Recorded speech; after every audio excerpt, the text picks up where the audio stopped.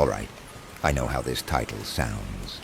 I almost didn't post it, but this story's been eating me alive, and maybe if I write it down, I can stop thinking about her, or whatever the hell she was. I'll start from the beginning. I was 27 at the time.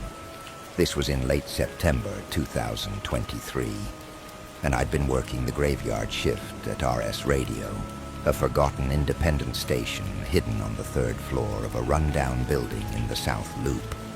It was one of those jobs that sounds cool when you tell people, yeah, I'm a radio host.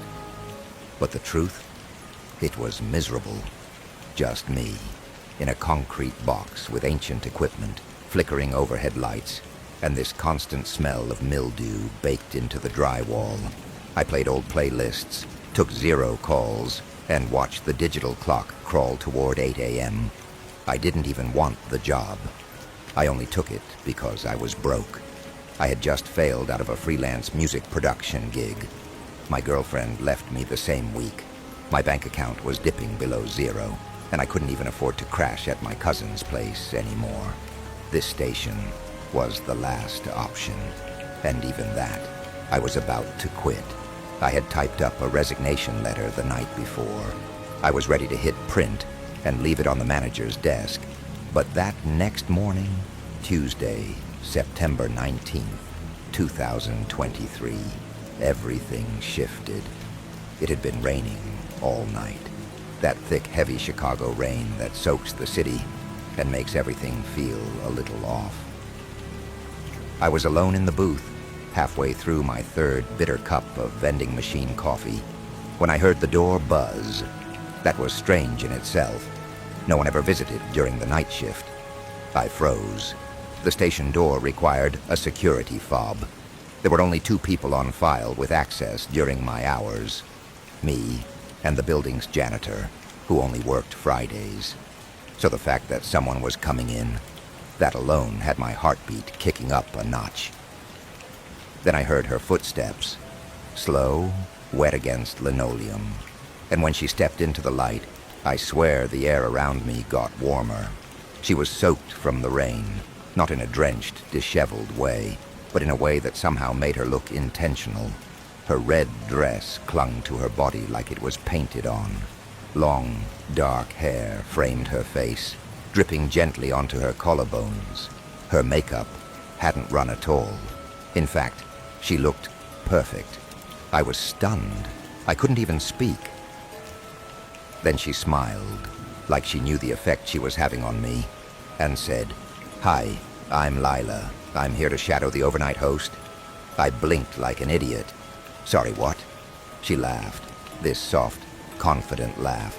"I applied last week. I'm starting the internship program. I know it's weird timing, but they said I could shadow the graveyard shift for training." Now here's the thing. I didn't remember any email, no memos, and our station was so short-staffed. We hadn't had a real intern in over a year. But in that moment, staring at her, I didn't care. "Yeah," I said. "Right. You're in the right place. Come in." She sat beside me in the booth. The console lights cast this soft amber hue across her face. Her dress slowly started drying, but for a while she remained wet, in this cinematic movie scene kind of way. Her neckline was damp. Her thighs glistened, and I couldn't stop looking at her. She asked about the equipment, about our outdated software, about how I stacked ads between music blocks. But even as she asked, she leaned in close. Too close. Her perfume, this sweet floral note with something darker under it, was impossible to ignore. At one point, her hand brushed mine. I looked up.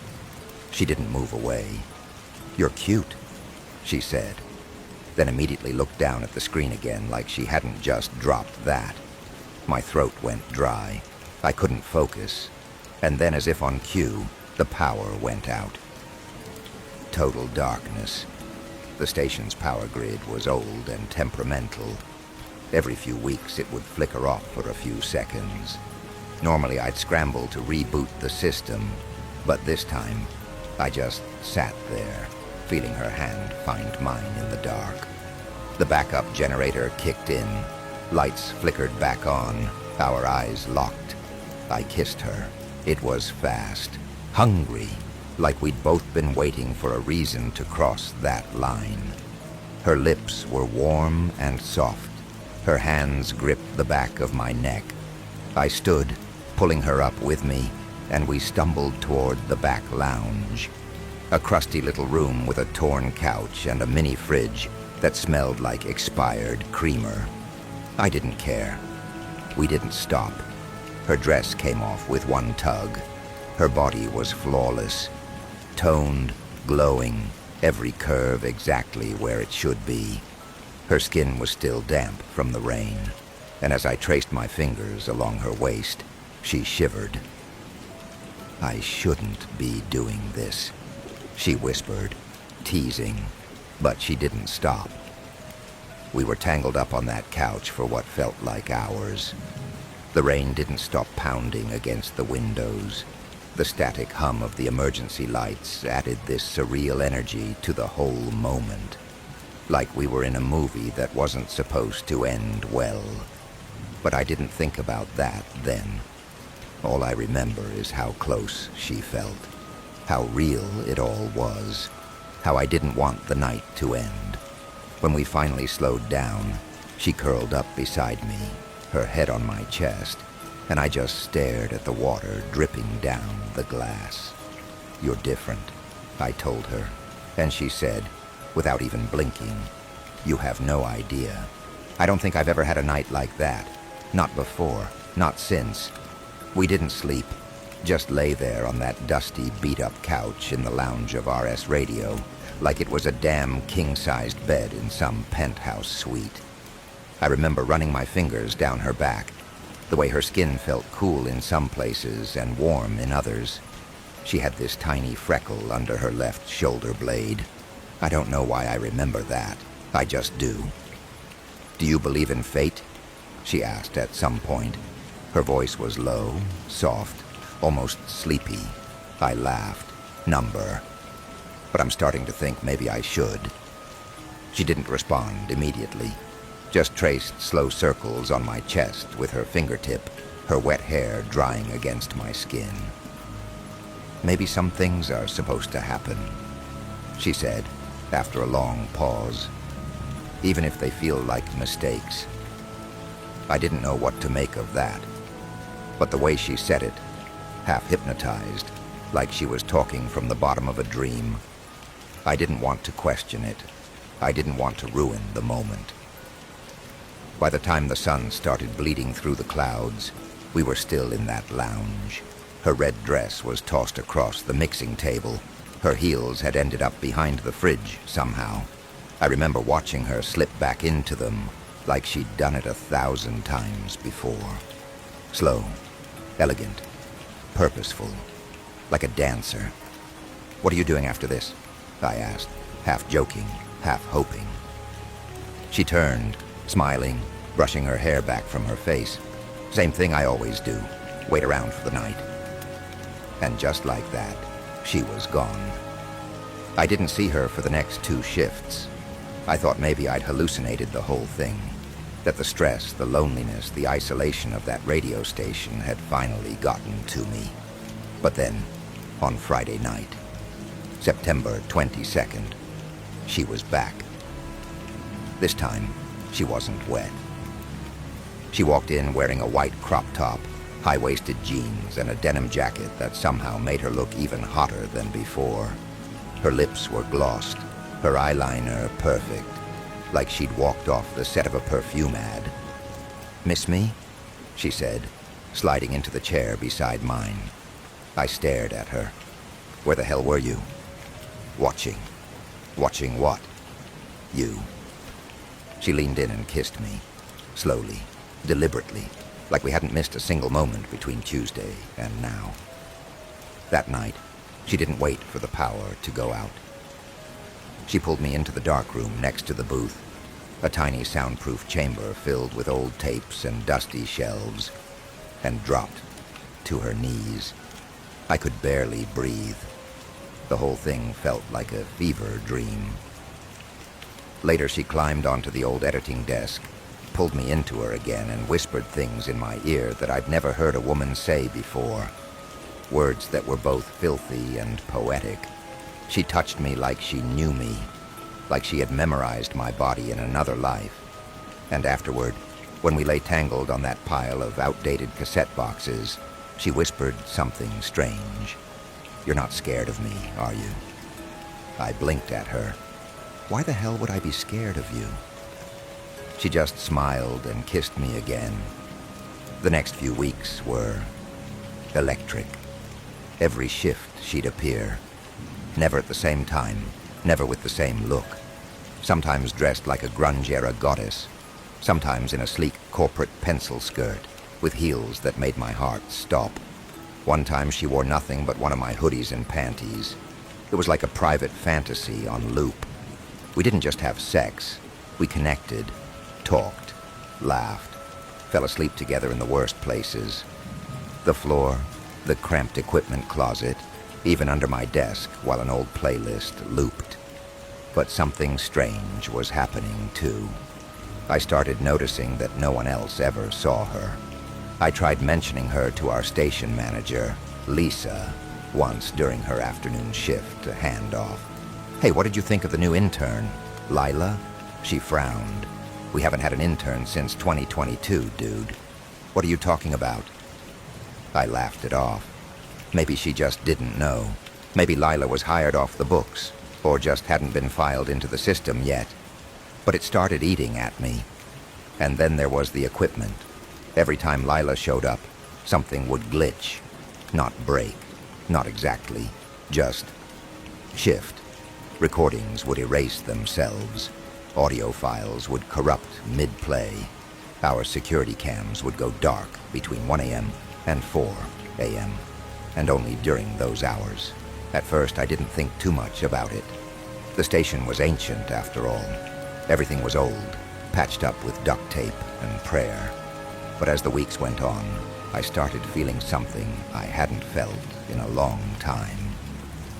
Paranoia. Still, I couldn't stop seeing her.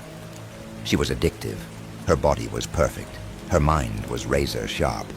She'd quote obscure literature one moment and whisper the filthiest things in the next.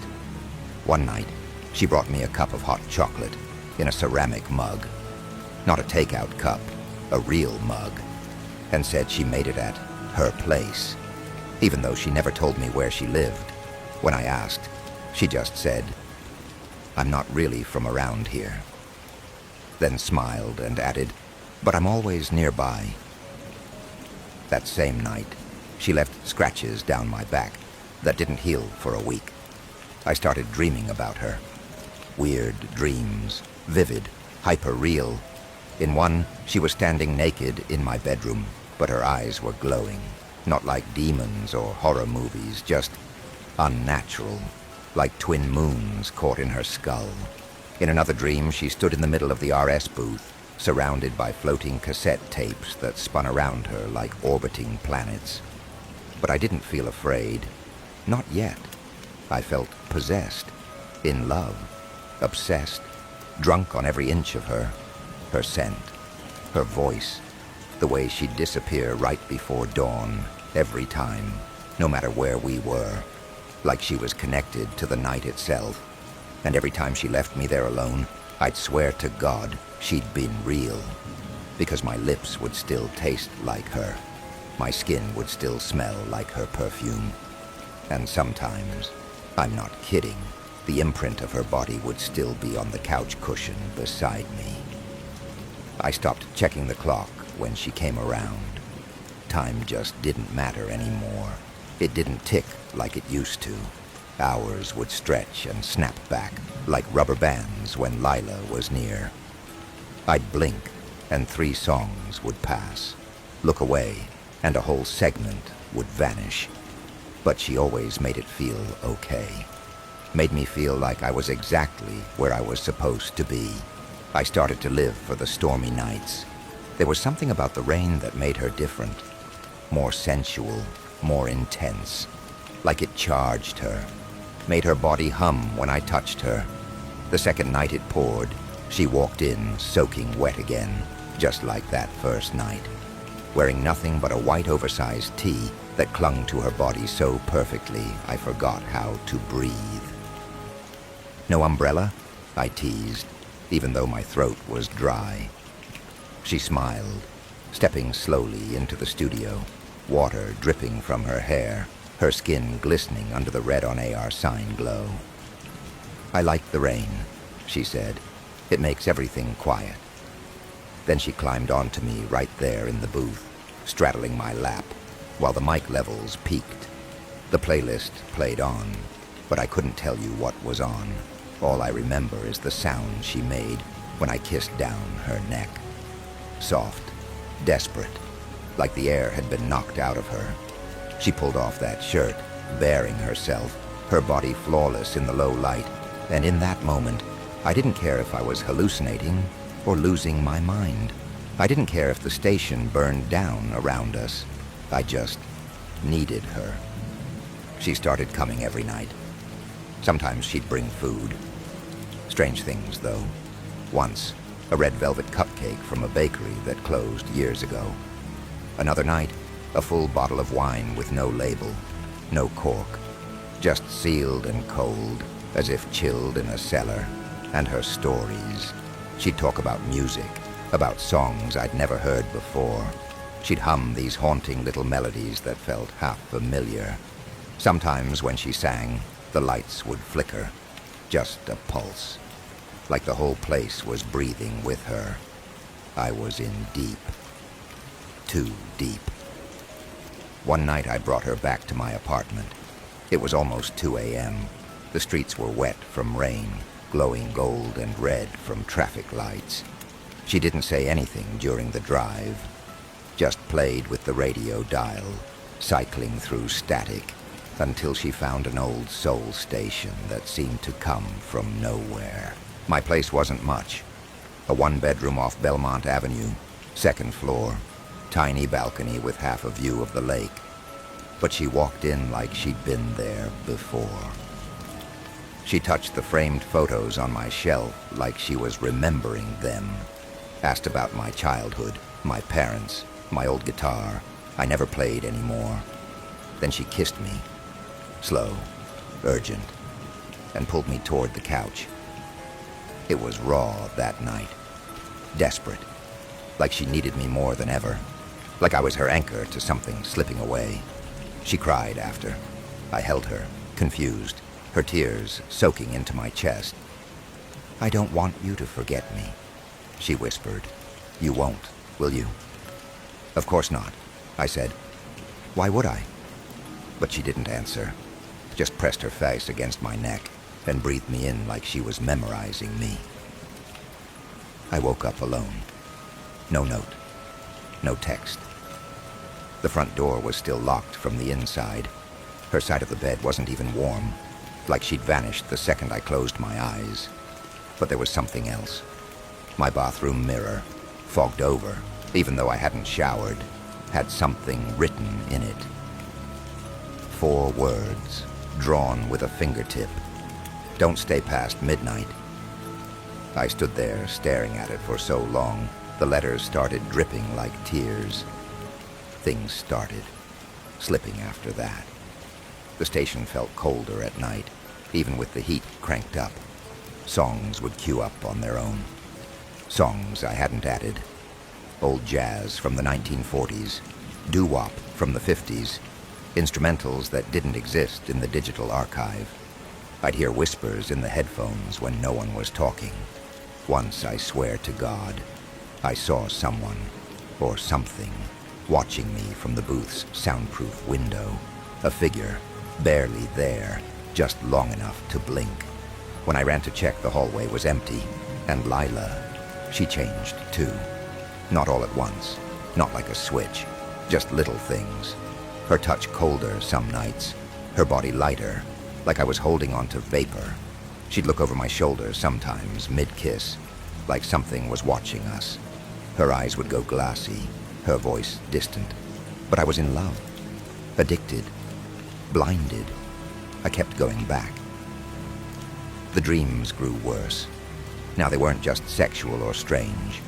They were violent.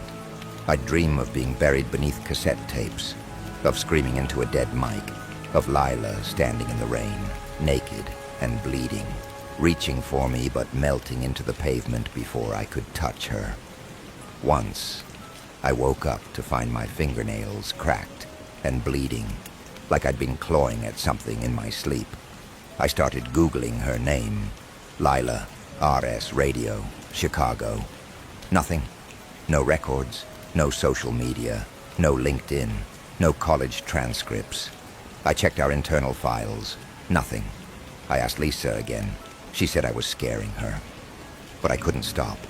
Every time I thought about leaving, transferring to another station, even quitting altogether, she'd appear again.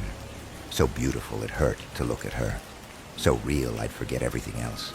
She'd kiss me, touch me, tell me stories in the dark, wrap her arms around me and whisper, "This is where you belong." And for a moment I believed it, until I came home one night and found every photo in my apartment turned upside down. And scratched into my bedroom door were 5 more words. She died here in 1994. I stared at the scratches on the door for what felt like hours. She died here in 1994. My mind refused to accept it. I kept blinking, waiting for the words to vanish. Maybe it was a prank. Maybe I sleepwalked. Maybe... But no, it was real. I ran my fingers along the gouges. They were deep, jagged, as if someone had carved them with a knife. The paint had flaked off. The wood beneath splintered and raw. And the worst part, the letters were wet, fresh. But I hadn't been home since 8 p.m. the night before. I didn't go to the station that night. I stayed home. I turned off my phone. I turned on every light, sat in the living room with a baseball bat like some paranoid maniac, trying to tell myself I was still sane. But that was the first night in weeks she didn't come. And it killed me. I missed her. I hated how much I missed her. The silence was louder than anything I'd ever heard. My apartment felt like a coffin. Every creak in the walls sounded like footsteps. Every shadow looked like her silhouette. I sat up all night, and when the morning came, I found my bedroom door wide open. The scratches were gone. The next night, I went back to the station. I told myself it was for work, for the routine, for the paycheck. But I knew why I was really there. I wanted to see her again, and she didn't disappoint. She showed up just past midnight, like always, soaked to the skin, white dress, no shoes, her hair dripping rainwater down her collarbones. "You stayed away," she whispered. I didn't answer. I just looked at her. She looked different. Not worse, just sharper. Her cheekbones more defined, her eyes deeper, her skin more translucent, almost glowing under the red lights of the studio. And still, she was the most beautiful woman I had ever seen. I was scared, I said honestly. She nodded slowly, walking toward me. Her dress clung to her body like wet silk. I could see the full shape of her. Toned legs, slim waist, perfectly curved hips, full breasts, pressing against the soaked fabric. "You shouldn't be," she said. "You're mine." Then she kissed me, hard, desperate. That night was different. It wasn't slow, it wasn't tender, it was primal, urgent. Like we were running out of time, like we were both drowning, and the only way to breathe was through each other. We didn't even make it out of the booth. She tore off my shirt, climbed on top of the console, and pulled me between her legs. My headphones still dangled from my neck. The mic was still live. The board lit up like a Christmas tree, matters redlining from our gasps and moans. And then the lights flickered, just once, and the song that had been playing, some new indie track, shifted mid-chorus into something old, something not in the playlist.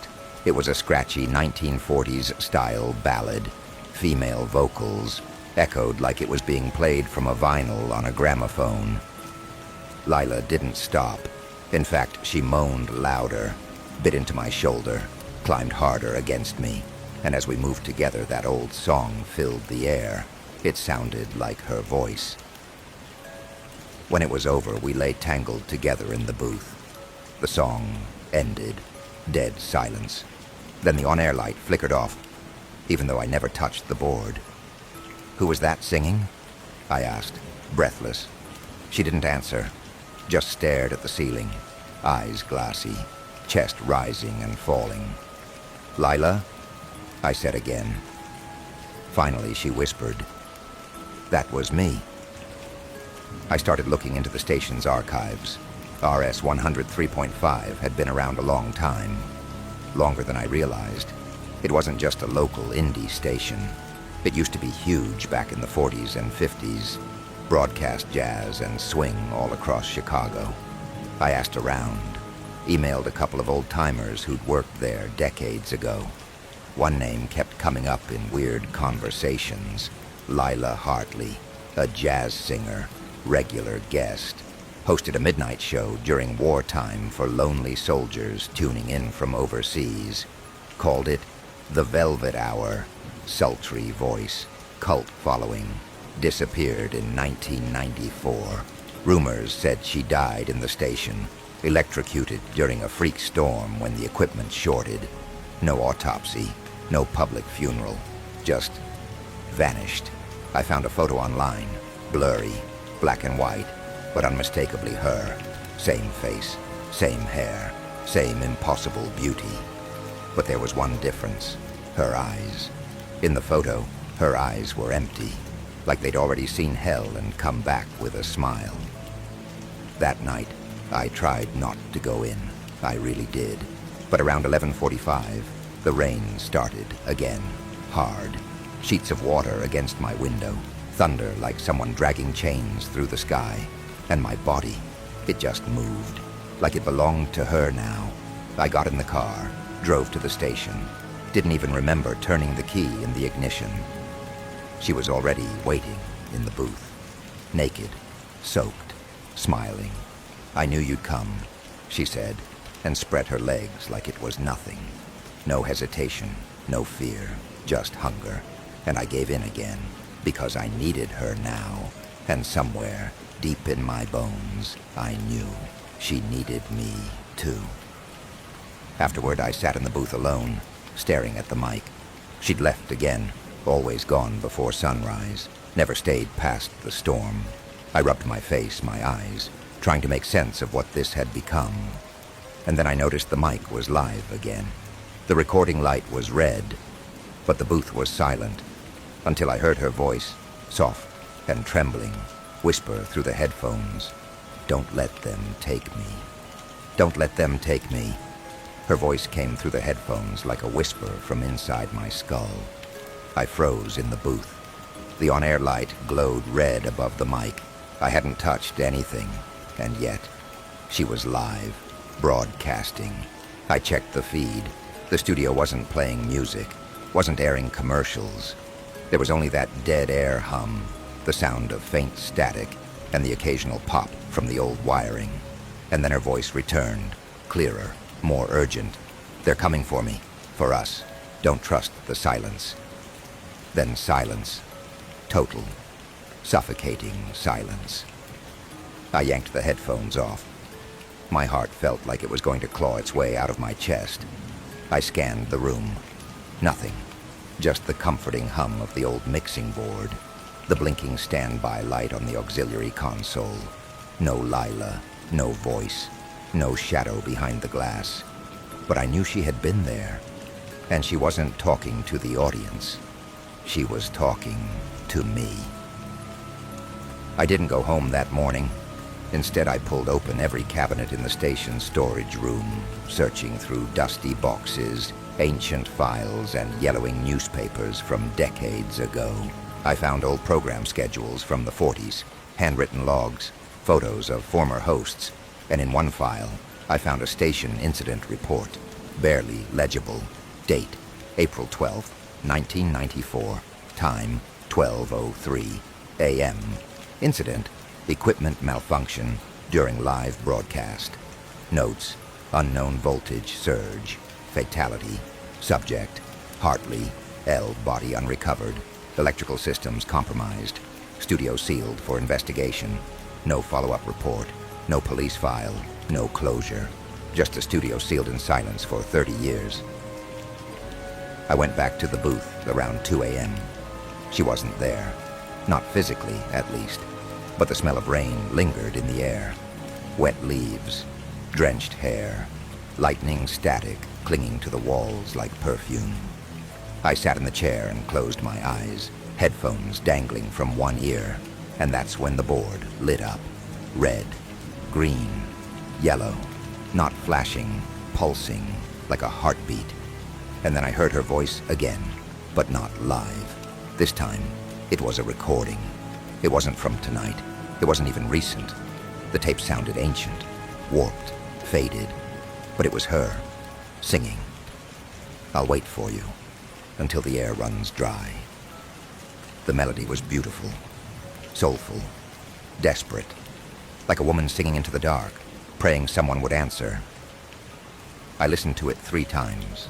The 3rd time, I wept. I don't know why. She came back the next night. Not through the mic. In the flesh. Or at least something like it. She was already waiting when I got to the station. In the booth.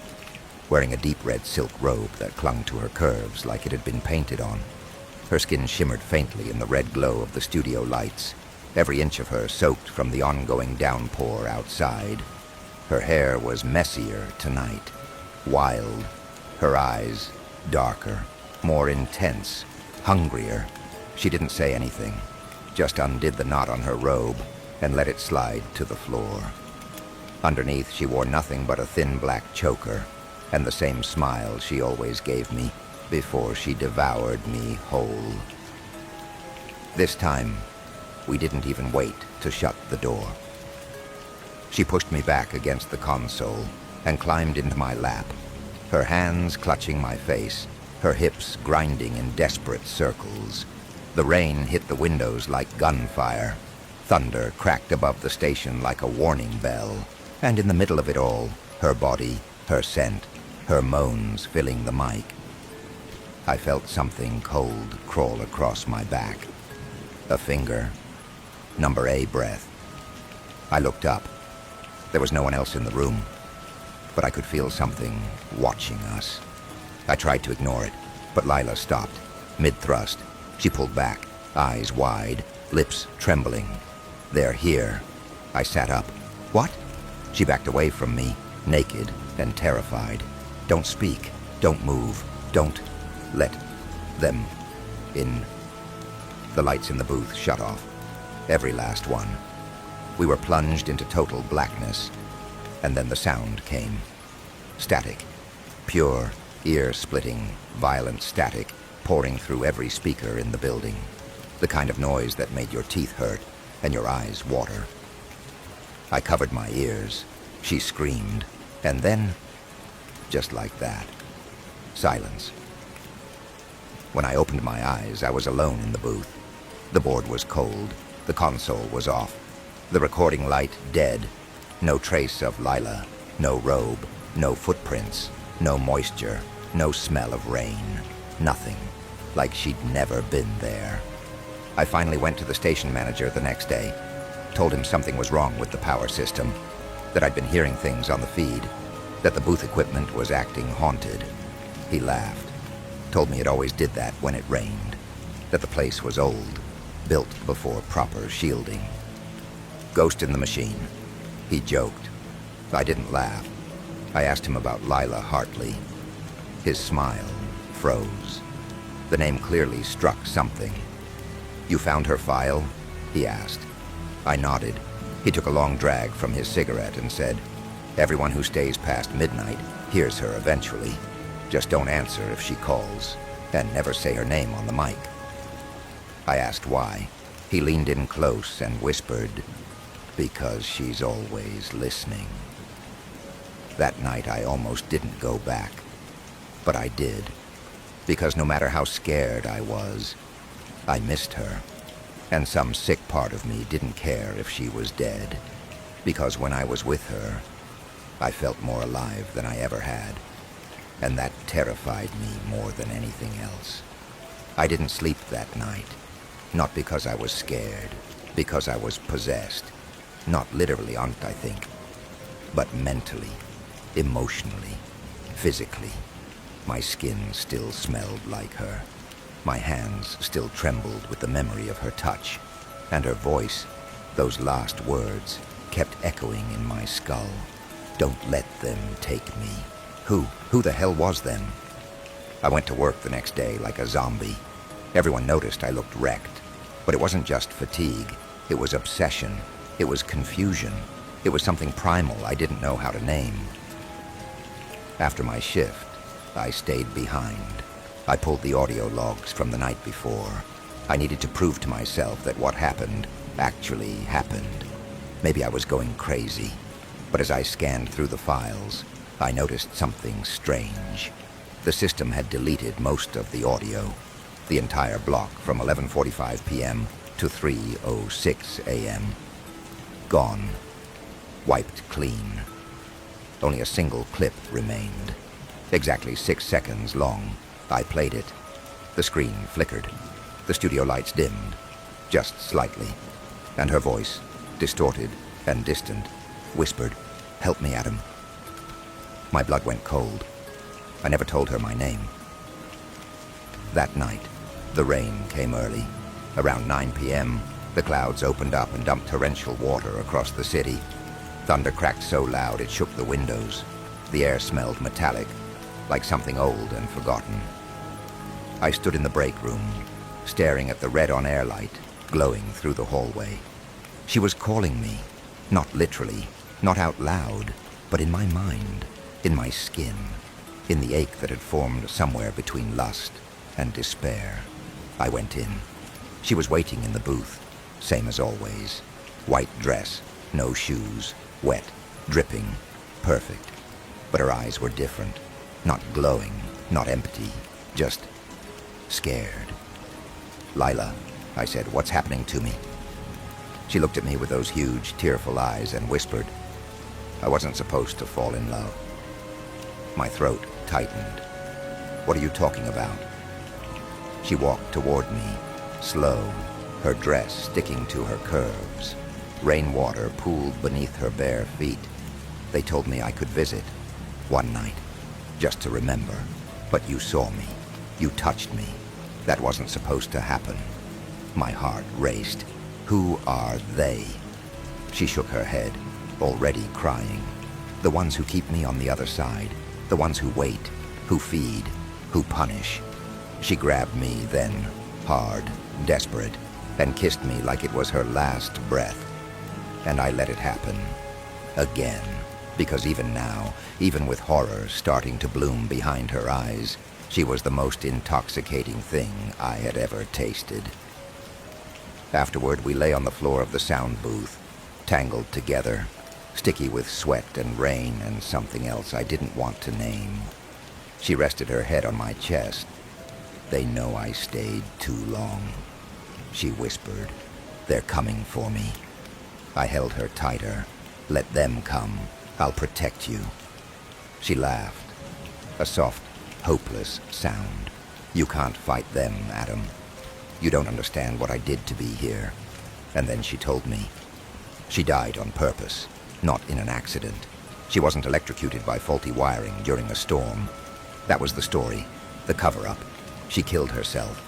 Right there, in the station, on air.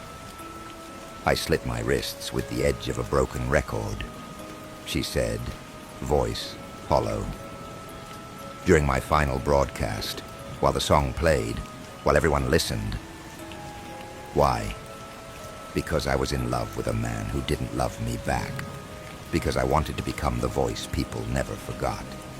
And because something promised me I could live forever if I died in the sound. The words hit me like a punch to the chest. "You made a deal?" She nodded. "They told me I could stay, as long as no one loved me again." because love is the only thing stronger than death. And then she looked at me, into me, and said, "You ruined it." The lights exploded. Literally, the overheads burst like gunshots, showering us in glass. The board lit up on its own. The screens flashed code I couldn't read. The air turned cold, like ice in my lungs. And then the screaming started. Not hers, not mine, something else. A sound that came from the speakers, the floor, the vents, like the walls themselves were in agony. I grabbed her hand and yanked her to her feet. "We have to go." She didn't move. She just stared at the booth window. And I saw it too. A figure, black, twisted, wrong, watching us from the hallway. Its face wasn't a face, just a blank void where a mouth should be. Its hands were bone-white claws. Its body dripped static, like it was made of broken TV signals and blood. She whimpered. They found me. And then the studio door slammed shut, locked from the outside. The studio door wouldn't budge. I slammed my shoulder into it again and again, screaming, cursing, pleading. Behind me, Lila stood frozen, her dress clinging to her soaked skin, her eyes fixed on the glass where that thing had appeared. Gone now, but its presence still lingered like smoke after a fire. Sharp, suffocating, wrong. "Open the goddamn door," I shouted, smashing my fist into the metal. Nothing. The lights flickered, and in that moment, I heard it again. Not through the speakers this time, but inside my skull. "He loves you. That's not allowed." I spun around. Lila was crying, not soft tears, sobbing. Her hands trembled at her sides. "I didn't mean for this," she whispered. "I just wanted one night, one real night." I took a step toward her. "We'll figure this out. We'll find a way to..." She shook her head violently. "No, Adam, you don't understand. They don't let go. Once they find you, you're theirs." She reached toward me, but as her fingers brushed my chest, they passed through me. Just for a second, like her body glitched, like she wasn't fully here anymore. I staggered back. My skin burned cold where she touched me. "Lila, what's happening to you?" She didn't answer. She just fell to her knees and screamed. A raw animal sound that made the soundboard spark. The mic turned on by itself. The on-air light buzzed to life. And suddenly, the entire booth was filled with voices. Hundreds, maybe thousands, whispering, screeching, chanting. Some in English, most in languages I've never heard. They all said one thing, again and again. "Break the bond, break the bond, break the bond." I covered my ears. "Make it stop." Lila crawled toward me, her eyes wide with terror. "They're going to erase me, Adam. They're going to rip me out of time, out of memory, out of you." I grabbed her shoulders. "No, I won't forget you. I won't let them." And then something inside the speaker cabinet moved. Not a sound, an actual movement. Like something was crawling through the wires, trying to be born from sound. The speaker bulged, groaned, cracked. Something black oozed through the grill, thick, wet, and crawling like it was alive. And then, boom. The power went out. Total blackout. Silence. Not even rain, not even wind. Just the sound of my own heartbeat. And in the darkness, Lila's voice broke through. Not a whisper, a memory. "Promise me if I disappear, you won't let me go." I whispered back, "I promise." I must have passed out. When I opened my eyes, it was morning. The sun bled through the blinds in pale streaks. The studio was empty. No broken glass, no static, no black ooze, just me, curled up on the soundproof floor with bruises on my chest, and Lila's name carved into my skin just above my heart. The board was off. The logs were clean. No record of any broadcast. Except one thing.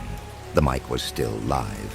And the speaker, the one that had oozed black, was whispering. One word, over and over. Remember. I didn't tell anyone. Who would believe me? I finished my shift like nothing happened. Smiled. Read traffic updates. Played old songs no one remembered. But when I got home, she was there. In the reflection. Not in my room. Not in my bed. In the mirror. She stood behind me as I brushed my teeth, wearing the same white dress, eyes hollow. I turned around. Nothing. I turned back. She was closer, and on the mirror, drawn in condensation from the shower, were 5 words. I'm still yours, Adam. I started sleeping with the lights on, and I started drinking, heavily, because every time I closed my eyes, I saw her face. Not the beautiful, soft Lila I fell for. The other one. The real one. The one with the record-cut wrists and the mouth sewn shut with telephone wire. The one that screamed from behind my eyes at 3:06 a.m. every night, like clockwork. And then the dreams started. In one of them, I'm back in the studio, but it's upside down. Literally. The ceiling is the floor, and I'm walking on static. Lila's voice guides me through a hallway made of radio waves, and every time I touch the wall, I hear one of our memories. Her laugh, her moans, her whispers of love. But when I reach the booth, there's a coffin where the chair used to be, and inside it, me, eyes open, mouth wide, a microphone jammed down my throat, broadcasting silence. I wake up screaming, every time. People think radio is dead. They don't realize the old stations, the analog ones, the ones built on forgotten frequencies, are still listening, and sometimes they answer back. I tried quitting, and I really did.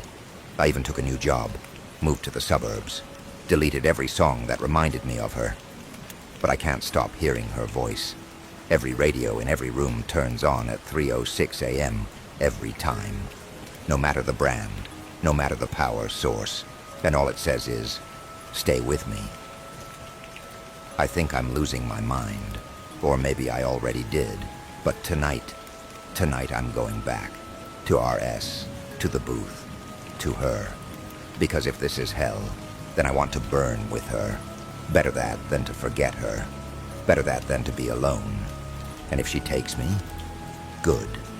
At least I'll never feel this empty again. I slammed my fists against the studio door until my knuckles split. It didn't budge, not even an inch. Outside the glass, that thing, whatever the hell it was, stood frozen like a nightmare carved from darkness. Not moving, not blinking, just watching. Lila clutched my arm, trembling. Her skin felt like frost. Her breath was so shallow it barely moved her chest. What is that? I whispered. Her voice cracked. One of them. One of what, Lila?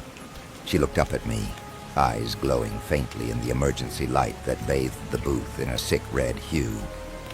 The collectors. My mouth went dry. What do they want? She hesitated, then quietly, like confessing a sin. Me. The walls began to hum, a low-frequency sound, like a deep radio signal, tuned just wrong enough to make your teeth itch and your bones vibrate. All the studio monitors flickered static. The control board lights began pulsing in a rhythm, red, white, black, red, white, black, like a heartbeat, losing sync.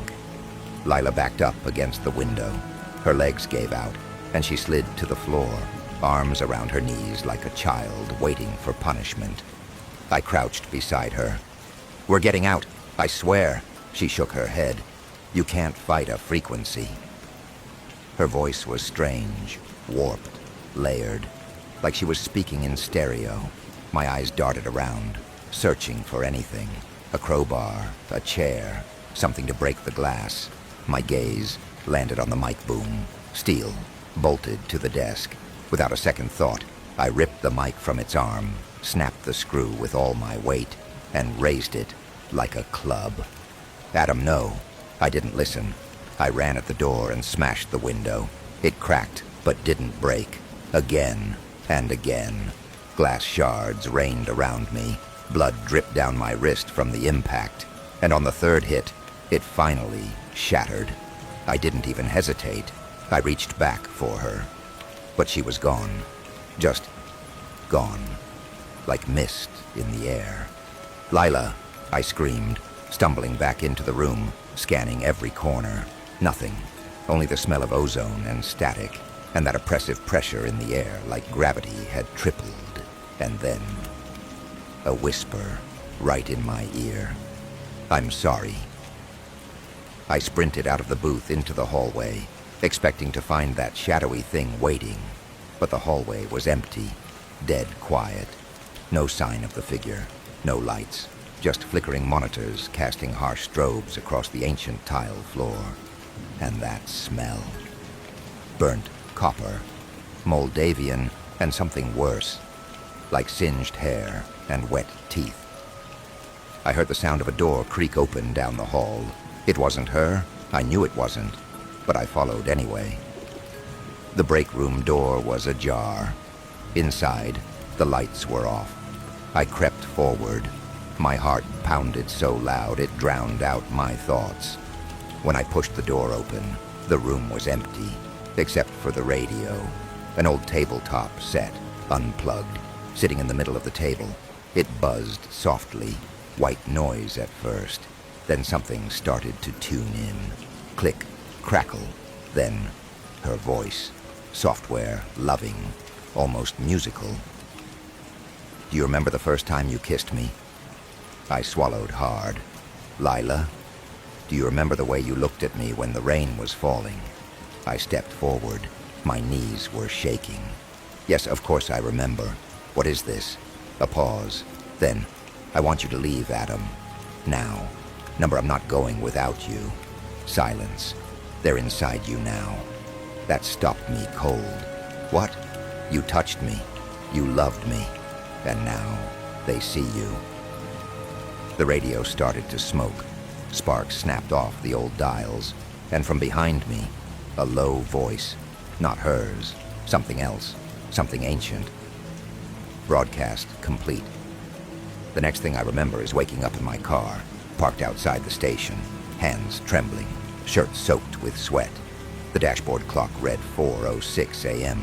I didn't remember walking out. Didn't remember driving. Didn't remember anything after that voice. But in my lap, wrapped in a napkin, was the microphone head, still dripping blood, and beside it, a photograph, old, black and white, a woman in a white dress, standing in the very same booth, smiling, Lila. But across her face, someone had scrawled 2 words in red marker. She lied. That morning I went home and didn't leave bed for 24 hours. My phone rang a dozen times. The station wanted to know why I left the booth unattended. I told them I quit. No explanation. They didn't fight it.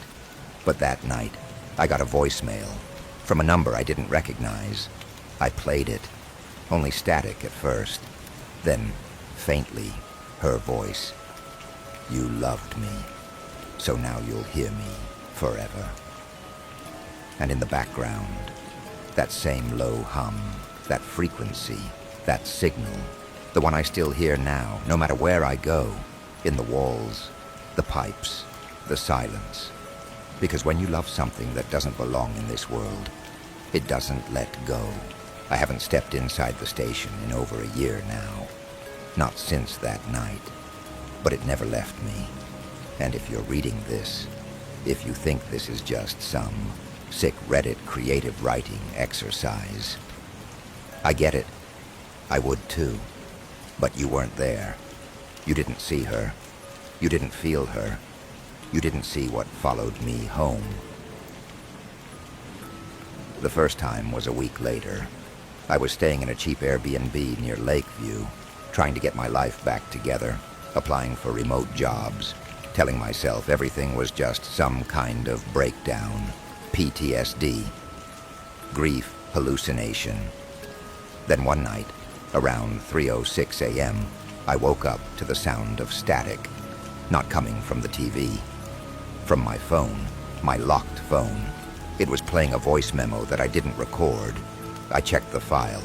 It had no title, no metadata, just 0006 in length. I hit play. It was her voice. "Help me, Adam. They took me below." Then silence, and then the sound of something wet dragging across tile. I tried deleting the file. It wouldn't go. I factory reset the phone. It came back, again and again, every night. Always 3:06 a.m., always 6 seconds, always her. I started drinking again, heavily. I couldn't sleep, couldn't eat. I saw her in reflections, in shadows, in the hiss of static, every time the TV lost signal. One night, I unplugged everything. No electronics in the room, no signal, and still, I woke up at 3:06 to the sound of her crying, right next to my ear. No source, just air, just grief. I finally gave in. I went back. I had to see it again, confirm what I saw was real. Maybe I needed closure. Maybe I wanted to die. I'm not even sure anymore.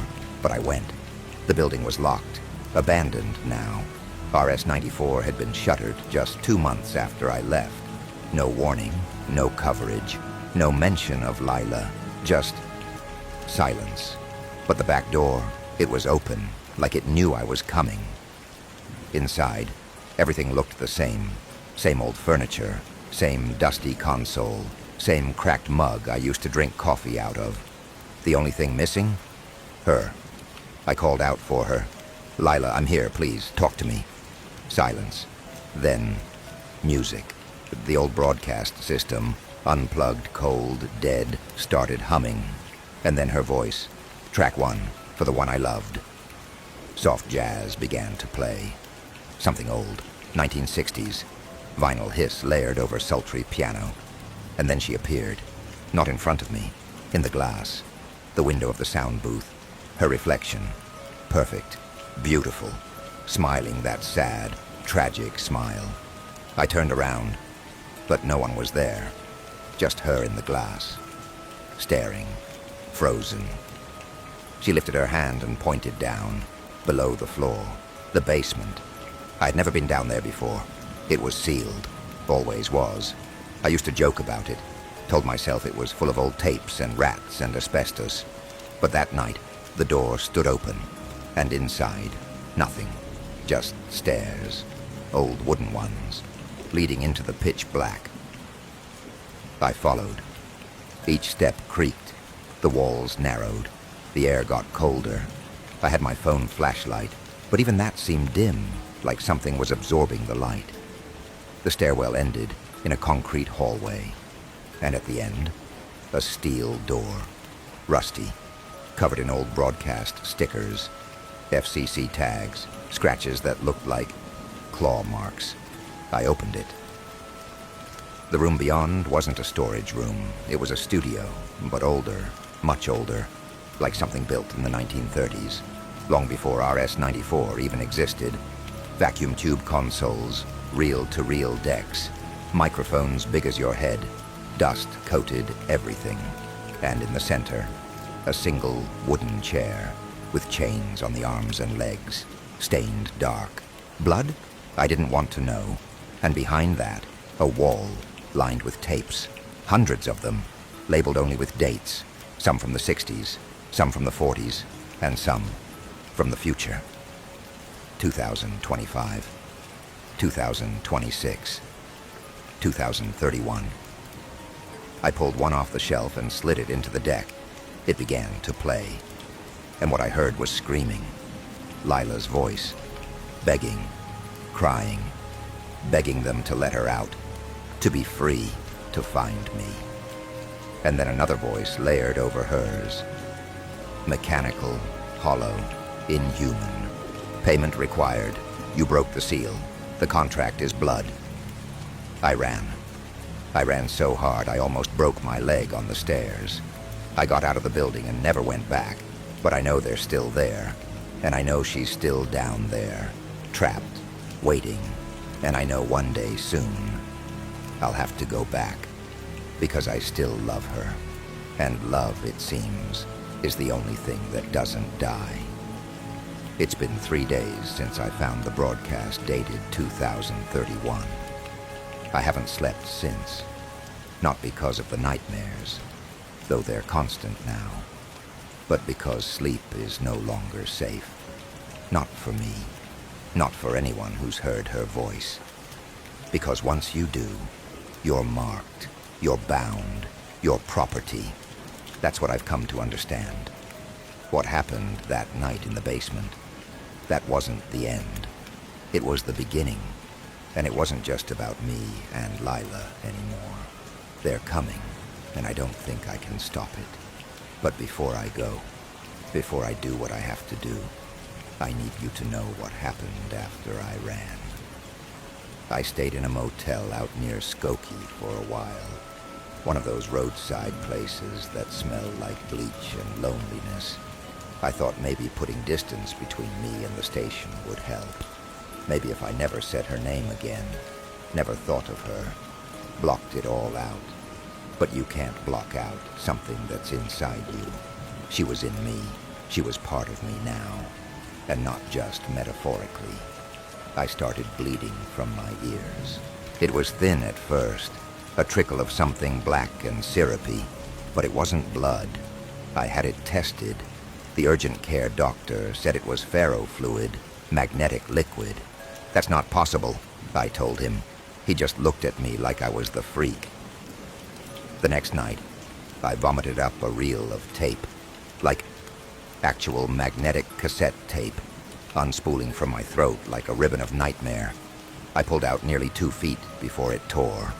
My mouth bled for hours. I didn't go back to the doctor. The tape wasn't blank. I played it in a friend's old Walkman. It was her, Lila. She was singing, softly, gently. It was that same song from the studio, that old jazz track. But now she was humming along, no lyrics, just that bittersweet melody, like she was remembering what it felt like to be human. And then, under her voice, layered almost too quietly to hear, static. But it wasn't random, it was words. I reversed the audio. It was her again. Adam, don't run. Then a pause. Then something else. They're not done with us. The next day I got a call from a blocked number. I almost didn't answer, but something told me to. It was her. No mistaking it. Track 2, she said. Then the line went dead. I didn't know what it meant. But later that night, while scrolling through Reddit, yeah, I still doom scroll like the rest of you, I saw something that made my blood run colder than anything else so far. A thread, posted only moments before. Title, Who Remembers the Cursed Chicago Radio Broadcast in 1997? I clicked. The OP had posted a link to an old archived radio recording. I pressed play, and I heard me, my voice, reading headlines, telling jokes, introducing music I'd never heard before. I was in a broadcast from 1997, when I was 6 years old, and at the end, Lila's voice, track 2, for the one who stayed. I don't know how they did it, how they recorded me decades before I ever touched a mic.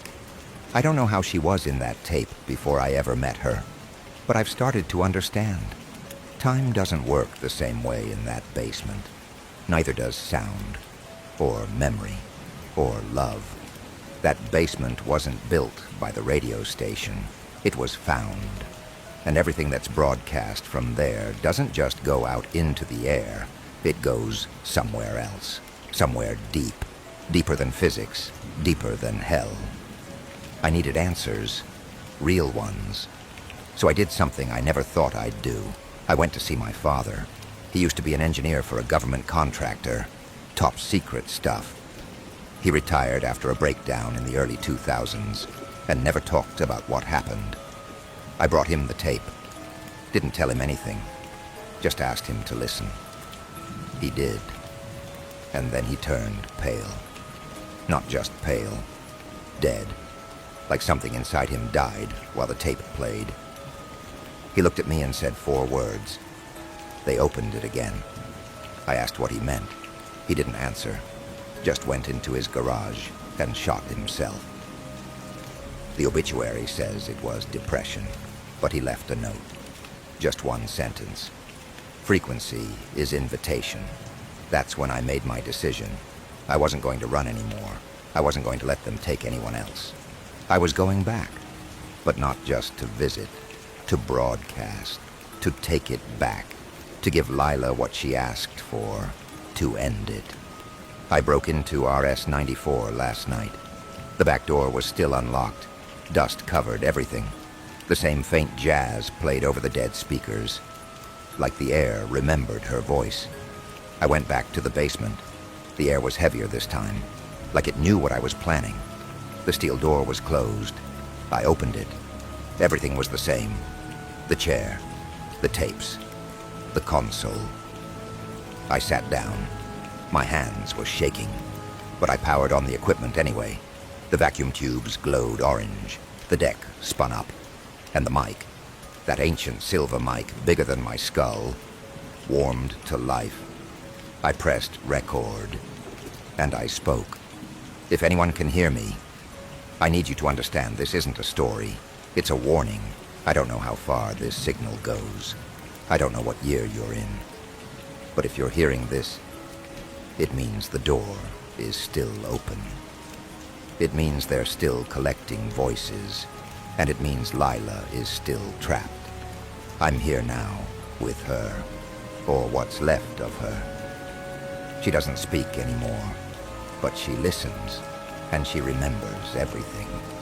If you love someone, truly love them, never speak their name near dead air. Never play old tapes in abandoned studios. Never call out to the past, because if you do, they will answer. And what answers is never what you want it to be. I'm staying here now. With her, I don't think I'll ever leave. I don't think I can. I just want you to know, love doesn't die. It just gets recorded. I finished the message and hit transmit. The signal went out on a loop, just like old times. The console began to shake. The floor beneath me cracked open. I saw the truth then, the real truth. The basement didn't end there. It went deeper, endlessly deeper. Layer upon layer of forgotten broadcasts, each with their own ghosts, each with their own damned voices, all calling out, all screaming, all wanting to be heard. And then, Lila stepped out from the dark. No more reflection, no more static, just her. Solid, real, her eyes wide, her lips trembling. She touched my face and whispered, "You came back." And then she opened her mouth, and I saw the microphone inside. I screamed, but it was too late. She kissed me, and I felt myself recording. My memories, my voice, my soul, all being etched into her, into the air, into the walls, into the signal. So if you're reading this, if you found this post, if your phone's been playing static at 3:06 a.m. every night, if you hear a woman crying in the dark, if your dreams are filled with voices you've never known, begging for you to come back, then you've already been tuned in. They've already found you. There is no off switch. There is no unplugging. There is only the broadcast. There is only the loop. And sooner or later, you'll hear track 3 for you.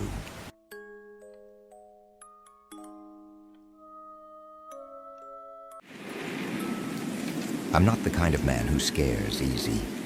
When you've worked nights at a city hospital for as long as I have, you either grow thick skin or you don't last more than a month. And I lasted 15 damn years. 15 years of echoing hallways, flickering fluorescent lights, and watching the living die and the dead. Well, that's where the story gets complicated. I retired 2 years ago. I'm in my early 60s now, living in a quiet part of Michigan, where the worst thing I hear at night is the occasional raccoon knocking over a trash can. But when I close my eyes, when the wind brushes against my window just the right way, I'm not here anymore. I'm back in that hospital, back in that night shift. So here it is. My story. Believe it. Don't believe it. Doesn't matter to me. But if you've ever had to walk those cold hallways after midnight, you'll know I'm not lying. Some places collect grief like mold. Some places should have been torn down years ago. St. Augustine Memorial Hospital. That was the name. Built in the 1940s. Looked like a concrete prison more than a medical facility. 3 stories, a basement level, and a rooftop that nobody was supposed to go to. But people did. Patients, mostly. The kind who wandered when the staff weren't looking. The kind who didn't want to be patients anymore. I first got the job in 2007. I was just looking for something stable, something simple. Night security sounded perfect. Less people, fewer incidents, and a quiet paycheck. I didn't realize I was signing up to babysit a dying building that didn't know it was supposed to stay dead. First week was normal, just the usual stuff. Nurses complaining about the vending machines, one guy trying to break into the pharmacy, a patient screaming because of a night terror. I chalked it up to hospital life. My job was to walk the halls, check the doors, make sure nobody unauthorized was hanging around. And for the most part, that's what I did, until about the 3rd week. It was around 3 a.m. I was doing my rounds on the 2nd floor, pediatrics wing, mostly shut down at night, just a few kids in the far rooms. The hallway was quiet, lights dimmed to low power to let the patients sleep. I remember hearing something, a giggle, a soft, high-pitched giggle, like a little girl. Now look, I've raised 2 daughters. I know what a kid's laugh sounds like, and this one sounded off. Not like a child playing, more like a mocking laugh, like it knew something I didn't. I turned down the hall and saw a shadow dart across the floor ahead of me. Not a kid, bigger, like a teenager, maybe. I picked up the pace and called out, "Hey, you're not supposed to be out here." No response. I radioed up to the desk. "You got any patients out of bed on 2?" Nurse replied, "Nope. Everyone's accounted for." I didn't tell her what I saw, just kept walking. That hallway ends at a window with an old water fountain next to it. No doors, nowhere to go. When I reached it, there was nothing there. No sound, no shadow. Just the faint taste of copper in the air, like blood or metal. I turned back, and as I did, I caught a glimpse, just a split second, of a girl standing halfway down the hall, back to me, hair down past her shoulders, white gown, bare feet. Then she was gone, vanished. I didn't sleep that day, just lay in bed trying to convince myself I was tired. Maybe it was a kid who ran back into their room. Maybe I imagined it. That's what I told myself. But deep down, I already knew. I hadn't imagined a damn thing. From then on, the nights got worse. There was room 232, also on the 2nd floor. It was a psych patient room that got shut down because a woman slit her wrists with a broken thermometer and wrote Bible verses on the walls in her own blood. They had it repainted and reopened it a year later. Bad idea. The new patients they moved into that room didn't last more than a few days. One man threw himself out the window. Another refused to sleep and scratched his fingernails down to the bone, saying, "She's watching me from the mirror." I didn't believe in ghosts then, but I did believe in patterns, and something was wrong with that room. Nobody stayed long, and every night I passed it, the door would be cracked open, just an inch, like someone was watching from the other side. I'd close it, lock it, come back 10 minutes later, open again. I stopped checking after a while, just walked faster past it. But the worst was the basement. That place was hell. They stored all the unused equipment down there. Old stretchers, oxygen tanks, dusty wheelchairs that looked like they hadn't moved in decades. But there were rumors. Every staff member had their own version. One nurse said she saw a patient with no face down there, pushing a gurney with a body on it. Another claimed she found handprints inside a locked freezer. I didn't believe it, not until I got called down one night. Apparently the power flickered, and the night janitor reported hearing voices in the sub-storage wing. That wing hadn't been used since the 80s, still had asbestos warnings on the walls. I took my flashlight and went alone. The deeper I went, the colder it got. You wouldn't think a basement could get below freezing in summer, but it felt like I walked into a meat locker. Every footstep echoed too long, like something was walking just a split second behind me. I turned corners, flashlight flickering. That's when I saw it, a wheelchair, just sitting in the middle of the hallway, facing me. I swear on my life, it hadn't been there a moment before. It was just there. I stopped walking. The hallway was silent. Then the wheelchair moved, just a few inches forward, no one behind it. I ran, didn't even look back, didn't stop until I was back on the first floor, heart pounding like a jackhammer in my chest. I filed a report. Maintenance came down the next morning. They said there was nothing there. No wheelchair, no signs of movement, no cold spots, no voices. But I knew, and the hospital knew too. That's why they never sent people alone after that. Security rounds in pairs. Basement sealed off officially for renovations that never happened. But for me, that was just the beginning. There's something deep and ancient in that hospital. Something hungry. And over 15 years, I learned its patterns, its signs, and its rituals. And in the next part of this story, I'll tell you about the woman in the burn unit who never left, even after she died. They say you can't die twice, but I've seen people who look like they've tried, and no place drives that home harder than the old burn unit on the 3rd floor. That wing was sealed off by the time I joined St. Augustine, but it still breathed, like something alive had been left behind, like something was still healing or festering. Officially, the story went like this. An oxygen tank exploded in room 317 back in 1998. 3 patients died, along with a nurse who was changing out bandages. Firefighters said it was quick, no suffering. Bullshit. The whispers I heard from the older staff said the fire wasn't the worst part. It was the screaming after the flames were out, and then the things they saw after the bodies were taken away. Doors slamming on their own, char marks reappearing on freshly painted walls, alarms tripping in sealed rooms. They closed the wing within weeks.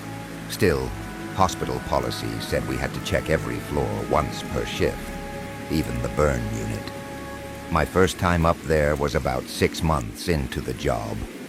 I was with a newer guard, Danny, who looked like he could bench press a stretcher with 2 patients on it.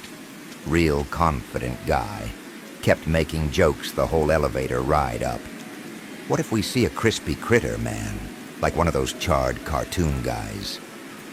I didn't laugh. The elevator stopped on 3 and opened into dead silence. I'm not just saying that for effect. It was silent. No humming from the vending machines. No AC buzz. Not even the usual building creaks. It was like stepping into a vacuum. The lights flickered as soon as we walked out. Burn unit layout was weird. Long corridor, then a T-junction. All the rooms had tiny windows, except room 317, which had its glass blacked out with a metal plate welded over it. We walked quietly, our boots echoing like gunshots in that hollow corridor. Danny suddenly paused and sniffed the air. You smell that? I did. It was charcoal and meat, like a BBQ gone wrong. There shouldn't be anything burning up here, I said. We moved faster. When we reached the T-junction, Danny said, "We're almost there." I nodded. It was 2 blocks. I was with a newer guard, Danny, who looked like he could bench press a stretcher with 2 patients on it. 3 patients died, along with a nurse who was changing out bandages. Firefighters said it was quick, no suffering. But for me, that was just the beginning. There's something deep and ancient in that hospital. Something hungry. And over 15 years, I learned its patterns. It was the screaming after the flames were out. The motion sensor light above room 317 clicked on by itself. Danny nudged me, whispering, "You check that. I'll hit the other hall." I didn't argue. That was the routine. He disappeared down the left corridor. I moved slowly toward 317. The door was sealed, bolted shut, but something about it didn't feel right. I raised my flashlight, and the beam bounced off something wet. There was a handprint on the metal plate. Dark, greasy, human. It was on the outside. I backed away. My radio crackled with static. Then Danny's voice panicked. "Dude, come here. Room 322. Now." I ran. I found him standing outside 322, eyes wide, flashlight trembling in his hand. "What is it?" I asked. He just pointed inside. The room was empty. Nothing but an old bed, some storage boxes, and a burn mark right in the middle of the floor. The tile scorched in a perfect human outline, arms out, legs together, as if someone had been standing there and erupted in flame. It wasn't there last week. I know that for a fact. I checked that room myself. Danny leaned in and whispered, "Let's get the hell out of here." We left without finishing the sweep. The next day, I checked the records for room 322. Guess who had stayed there the night of the fire? Nurse Rebecca Harlow. She was the one who died in room 317, the one who had gone back in to save a patient and never came out. But her personal belongings had been stored in 322 for safekeeping. They never found her wedding ring, by the way. It melted into her finger. Some say it fused with the bone. Weeks passed, and things escalated. Elevators would stop on the third floor unprompted. Cameras facing the burn unit would cut to static every night between 3 a.m. and 3:30 a.m. We started calling that time Harlow's Hour. Once, during a thunderstorm, one of the nurses swore she saw a woman in a scorched uniform standing in the reflection of the break room window. Just standing there, unmoving, charred skin stretched across her face, lips melted open in a permanent scream. When she turned around, there was no one there. She quit the next morning. Even the patients started reporting things. One night I was patrolling the East Wing when a teenage boy in recovery called me into his room. Said he saw someone walking past his doorway every 10 minutes. A woman. He described her as burned but smiling. "I think she likes me," he said, trembling. I asked if she spoke. He shook his head. "She just points at me, like she's trying to tell me something." "What does she point at?" I asked. He raised his arm and showed me 5 deep scratches running down his side. "No one did this. She didn't even touch me. Just pointed." I wrote the report, sent it upstairs. They moved him to a different floor. 3 nights later, I was back in the break room reviewing footage. I don't even know what made me check, but I rewound the camera in his hallway back to around 3:10 a.m. Sure enough, the camera glitched out. But over one frame, it showed a woman in a nurse's outfit, blackened and smoldering, leaning through the open doorway of that boy's room. She wasn't walking, she was floating, feet dangling inches off the floor. I nearly dropped my coffee. I tried to pause on her face, but the screen went black. Permanently. That entire camera feed was fried the next day. IT said it looked like a surge, but there was no lightning strike, no power failure, just the burn unit doing what it always did, reminding us that fire doesn't always kill what it touches. Sometimes it frees it. From then on, I made a new rule: never go to the 3rd floor alone. No matter what the shift manager said, no matter what alarm tripped. That decision probably saved my life, because a few months later, the girl from 317 came back. But she didn't stay in her wing. She came downstairs. I'll tell you about that night next. The one where the morgue doors wouldn't stay closed, and the lights refused to turn back on. because St. Augustine had more than just ghosts. It had something much worse. I've worked graveyard shifts long enough to know when something's off. Hospitals breathe at night in a rhythm, constant and mechanical. Machines hum, patients wheeze. The occasional intercom buzzes like a tired ghost. But that night, the hospital held its breath. It was a Tuesday, the kind of quiet where even the flickering of a fluorescent light sounds like a scream. I was on a solo shift, against my better judgment. Danny had called in sick. The backup guy never showed. So it was just me, a half-charged flashlight, and 400,000 square feet of empty corridors. I'd made it a rule to avoid the third floor, but policy demanded a complete sweep once a week. And that week, of course, it landed on me. I started at the basement. Bad move. The morgue is down there. Even on good nights, that place radiates cold. It's not the temperature. It's the kind of chill that creeps up your spine and sets up camp behind your eyes. The corridor leading to the morgue is a single narrow tunnel with white tile that reflects your own flashlight back at you, like something's always ahead, watching. I walked slow, one hand on my radio, the other on my mag light. I passed the laundry room, the archives, and the storage closets filled with broken gurneys and forgotten wheelchairs. Then I reached the morgue doors, wide, heavy, stainless steel. They were supposed to stay shut unless logged open by the medical examiner. The logbook showed nothing for that night, but one of the doors was ajar, not wide open, just enough, as if someone wanted to peek out. My heart started to drum harder. I clicked on my radio. Dispatch, this is security. Basement morgue door is open. Confirming with me if access is authorized. No response. Dispatch, do you copy? Static. Then for half a second, I heard it. Screaming. Distant.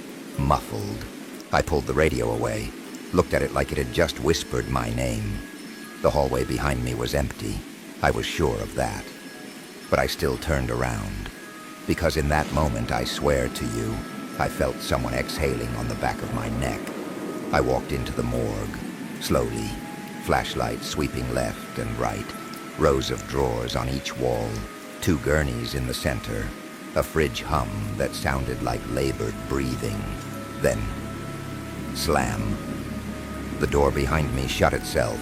No breeze, no draft, just intent. I turned and ran to pull it open, but the handle was frozen, like touching ice. I could feel the metal burning into my palm. Then the lights flickered, once, twice, and went out. I was standing in absolute darkness now, save for my flashlight beam, and that's when I noticed it. The drawers were opening, one by one, not with a creak, not like in the movies. They slid out silently, smoothly, each tray fully extended, empty. All but the last one. The final drawer, bottom row, far right, opened halfway, and then stopped. I aimed my light at it. Something inside was shifting.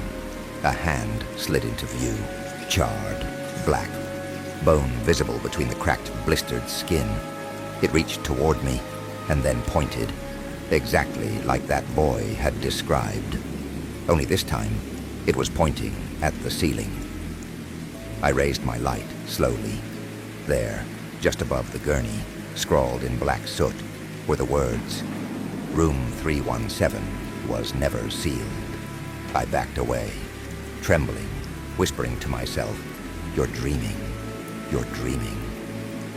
Then the lights came back on. The drawers were all closed. The door swung open by itself.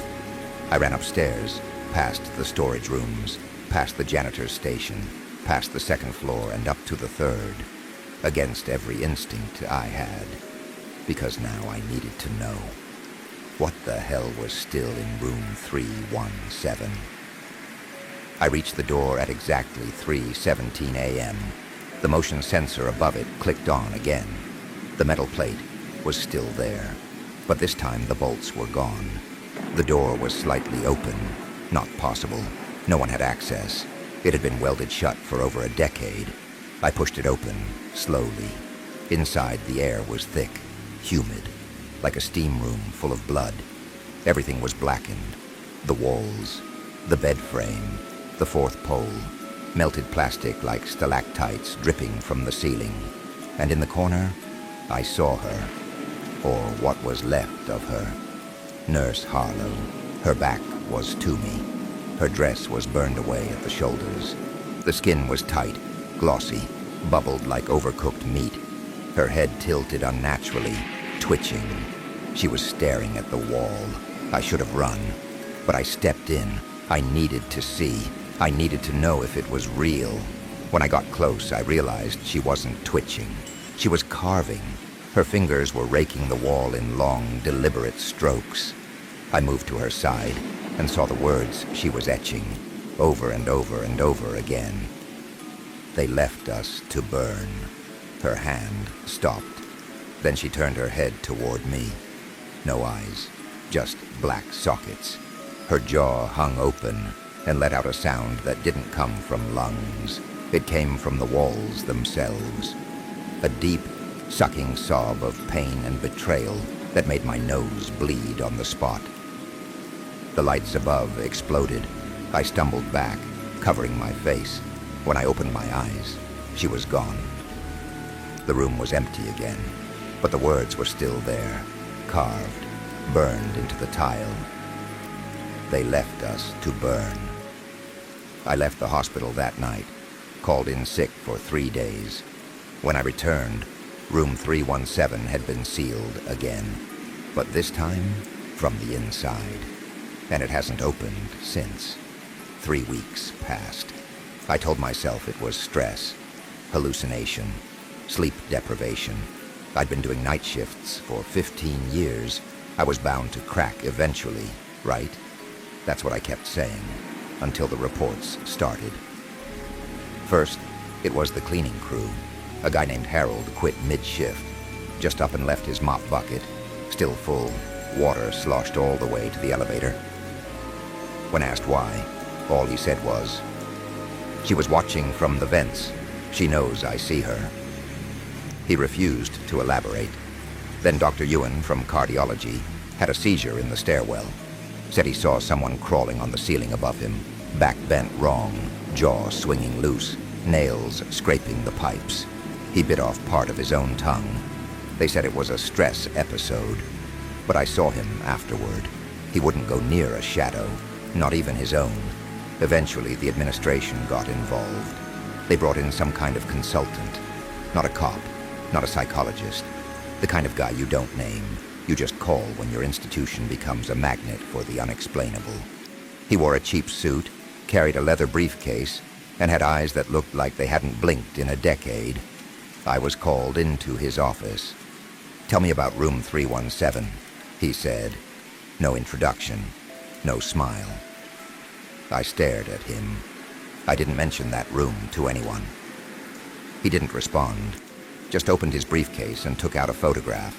Black and white, grainy, looked decades old. In the picture, Nurse Harlow, before the fire, except her face was scratched out. Not blurred, not faded, clawed out of the photograph. 5 jagged marks, right where her eyes should have been. "Where did you get that?" I asked. His voice was flat. "You've been marked." I tried to laugh. It caught in my throat. "Marked? What the hell are you talking about?" He slid another photo toward me. This time, it was the morgue drawer I'd seen. The same one with the charred hand. Only now there were 5 fingers extending from it, each pointing upward, each grotesque, burned down to tendon. She chooses who sees her. Once you do, she follows. I stood. "This is ridiculous. I'm done." He didn't stop me. But as I left, he said one last thing. "Don't answer if you hear your name at night. That's how she gets in." 2 nights later, I broke that rule. I was walking past the pediatric wing. The area had been closed off for renovations, but I always checked it anyway. old habits. As I neared the entrance, I heard it. Clear, deliberate, whispers through the vents. Michael. That's my name. I froze. Every instinct screamed, run. But something about the voice, it sounded familiar. Like my mother used to sound when I was 6 and sick with a fever. Michael, please. I stepped forward, just a little. The hallway darkened, lights popping one by one behind me. Pop, pop, pop, and then crack. The glass panel in the pediatric unit door shattered inward, shards falling in slow motion like ice rain. And behind it, standing motionless in the center of the hallway, was a figure in a nurse's uniform, back turned, fingers twitching. I whispered, "Harlow." She didn't move, but the whisper came again, not from her, from inside the walls. "Michael." I turned to run, but the floor wasn't there anymore. I fell, not metaphorically. I physically fell through the hospital tiles into a space that should not exist. Pitch black, no walls, no floor, just a hallway made of teeth, rows and rows of them, some human, some too large, too twisted. My flashlight flickered and died. Something grabbed my ankle, cold, wet, nails like needles. I screamed and kicked until the grip loosened, crawled because I couldn't stand, until I found something solid beneath me again.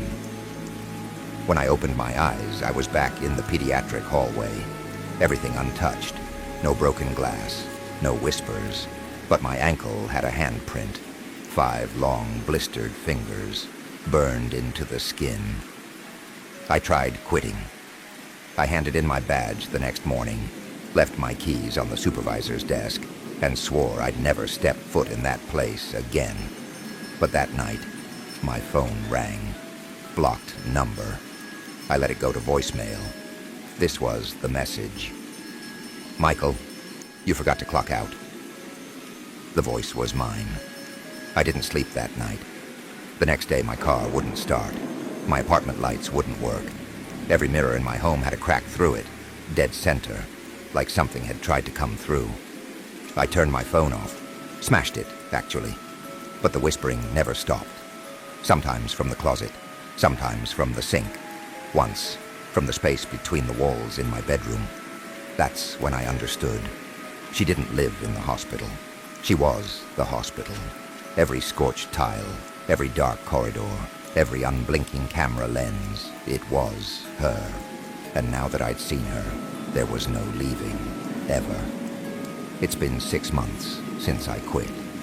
6 months since I last wore the uniform, carried the keys, or walked the graveyard shift through those halls. But every single night, I still hear the intercom at exactly 3:17 a.m. Paging Nurse Harlow. Room 317. Paging Nurse Harlow. And I no longer live near the hospital. I moved 3 states away, changed my number, threw away everything connected to that job. I don't even sleep in a real bed anymore. I lie on a futon in a studio apartment with no vents, no closets, no pipes. But she finds a way, through screens, through static, through silence. Last week I turned on the TV to drown it out. Didn't matter what channel. I just needed noise, distraction, something. The screen stayed black, except for one line of text. She never left. I yanked the power cord. Didn't help. The screen stayed on, glowing with a slow pulse like something breathing. And then came the buzzing, low at first, like the hum of fluorescent lights, but it grew, and behind that sound, layered into it, a scream, muted, wet, ongoing. I covered my ears, but it was inside my head, not from the speakers. When I turned back, the TV showed a live feed of the hospital hallway, specifically room 317. Only the camera was inside the room this time, not outside like before.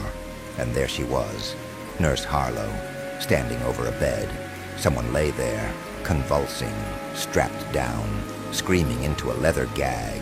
I couldn't see their face, but the timestamp in the corner, it read Live 3:17 a.m.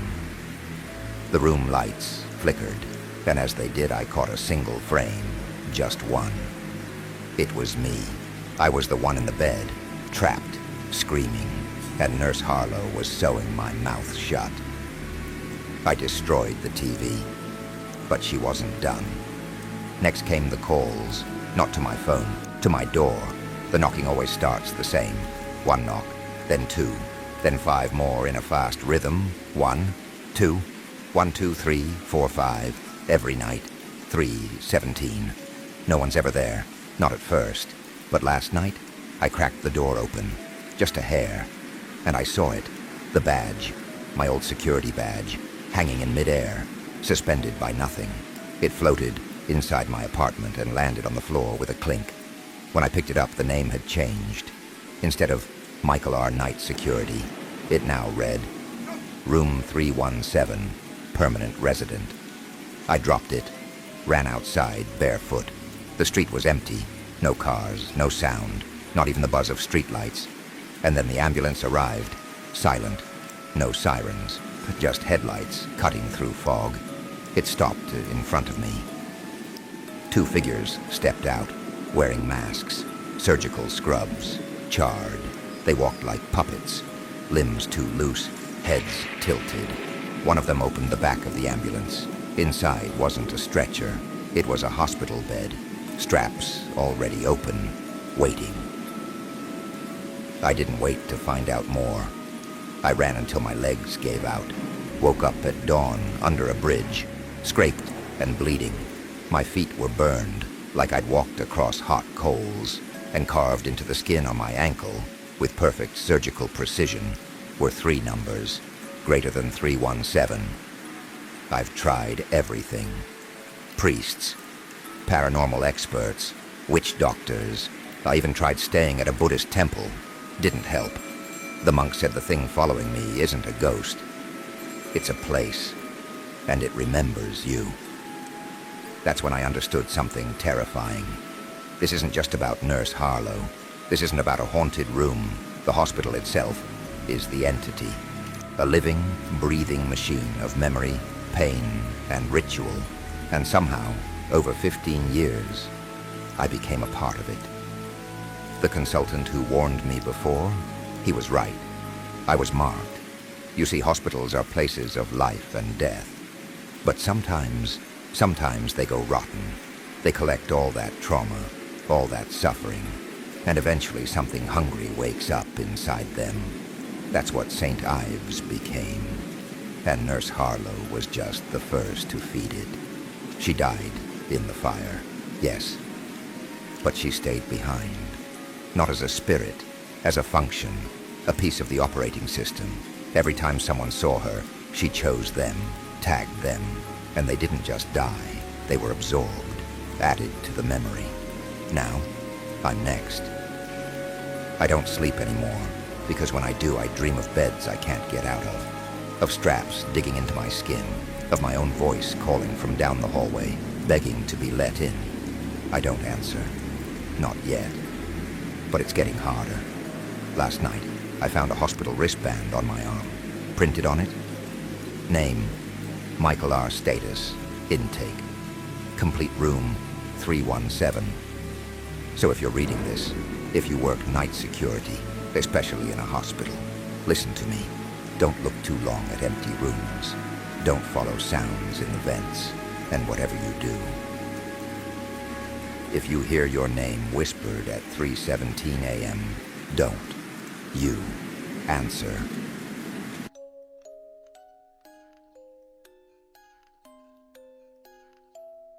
I know no one's gonna believe this, and I honestly don't care. This is more like last words, or a record in case something happens. I just needed to get this out there before tonight ends. I'm a single dad. My name's Eric.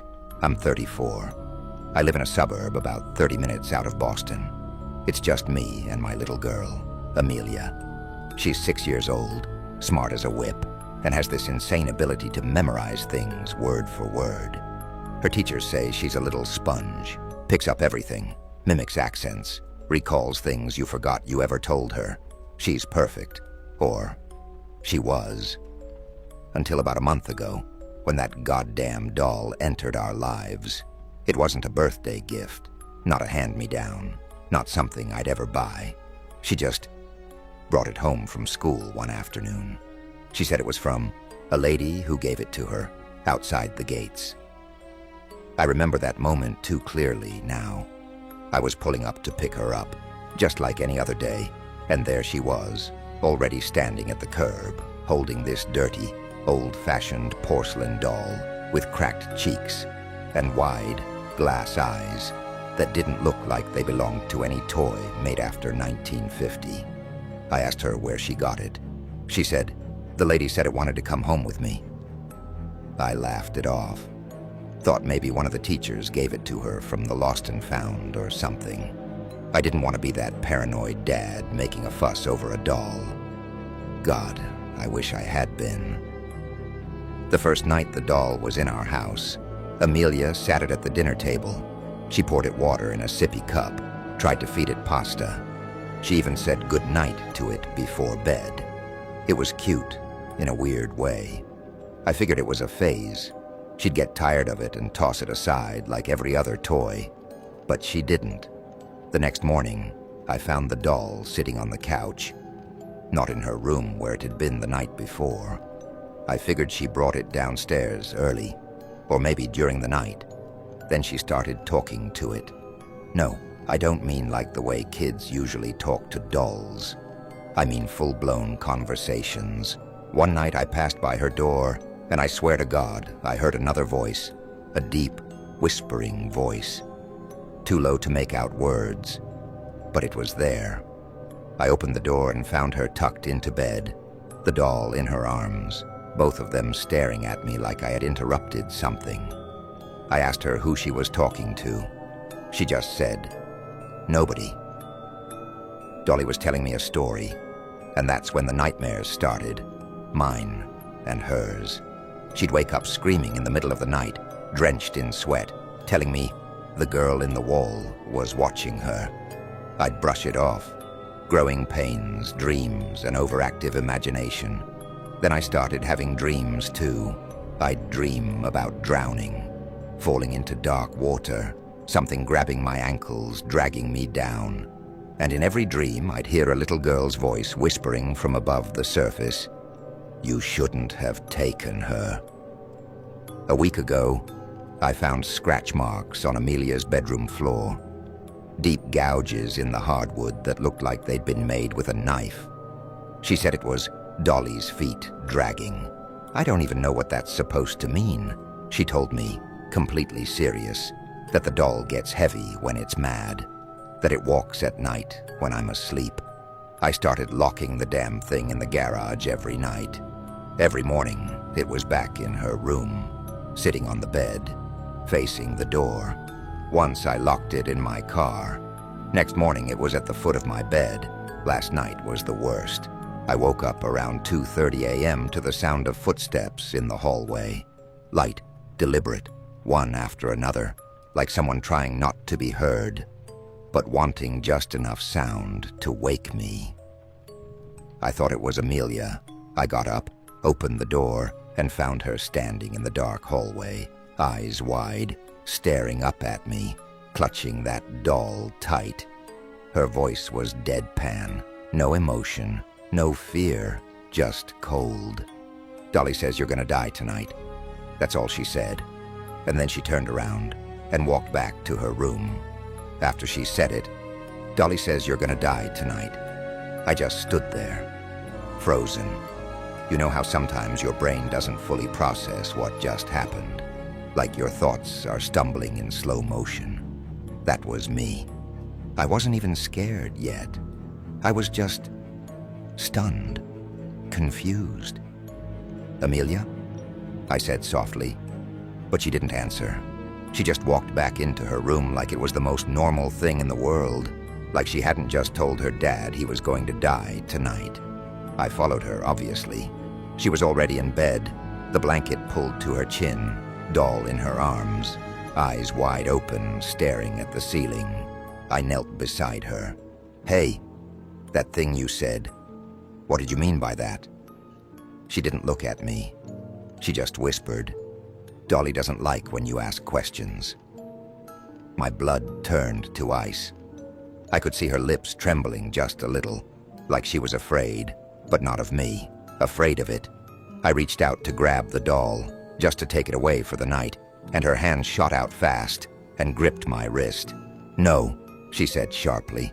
"Don't touch her when she's angry." I've never seen Amelia like that before. Not ever. She's never talked to me that way. Never been hostile. It was like she wasn't in control anymore. I stayed with her until she drifted off to sleep.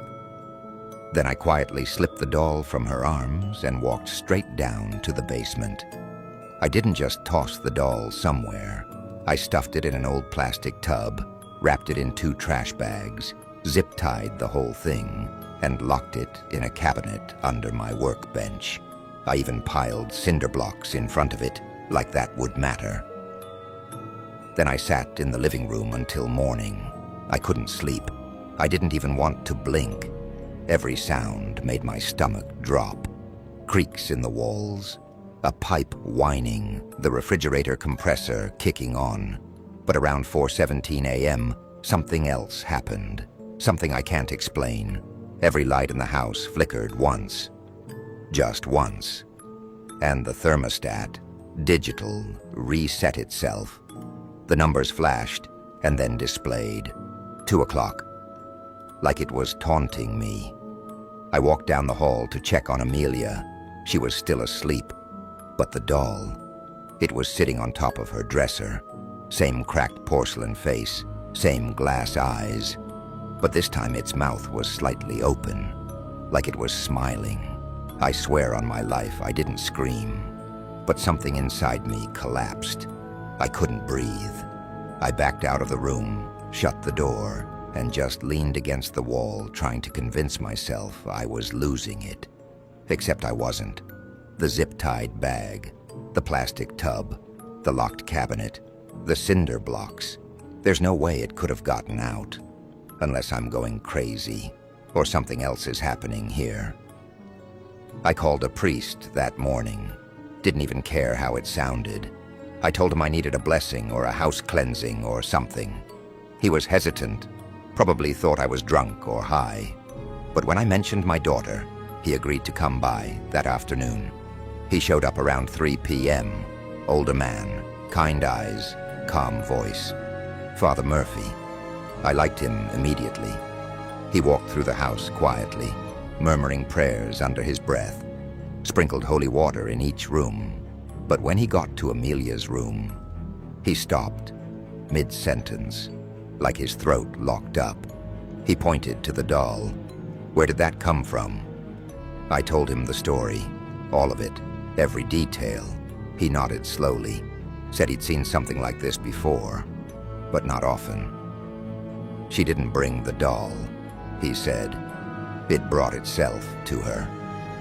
He pulled a small crucifix from his coat pocket and approached the doll carefully.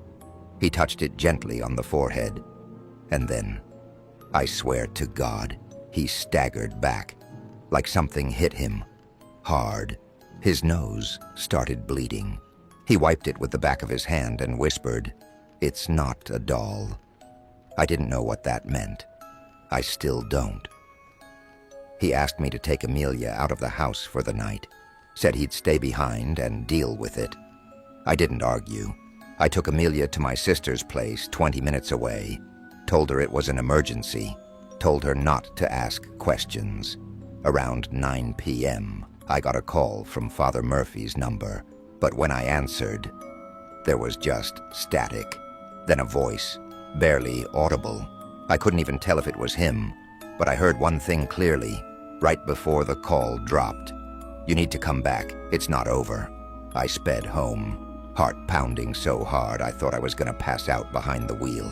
When I got there, the front door was wide open, and Father Murphy was gone.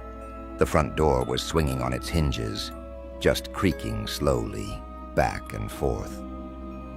The hallway light was off, even though I know I left it on. "Father Murphy," I called out. My voice cracked.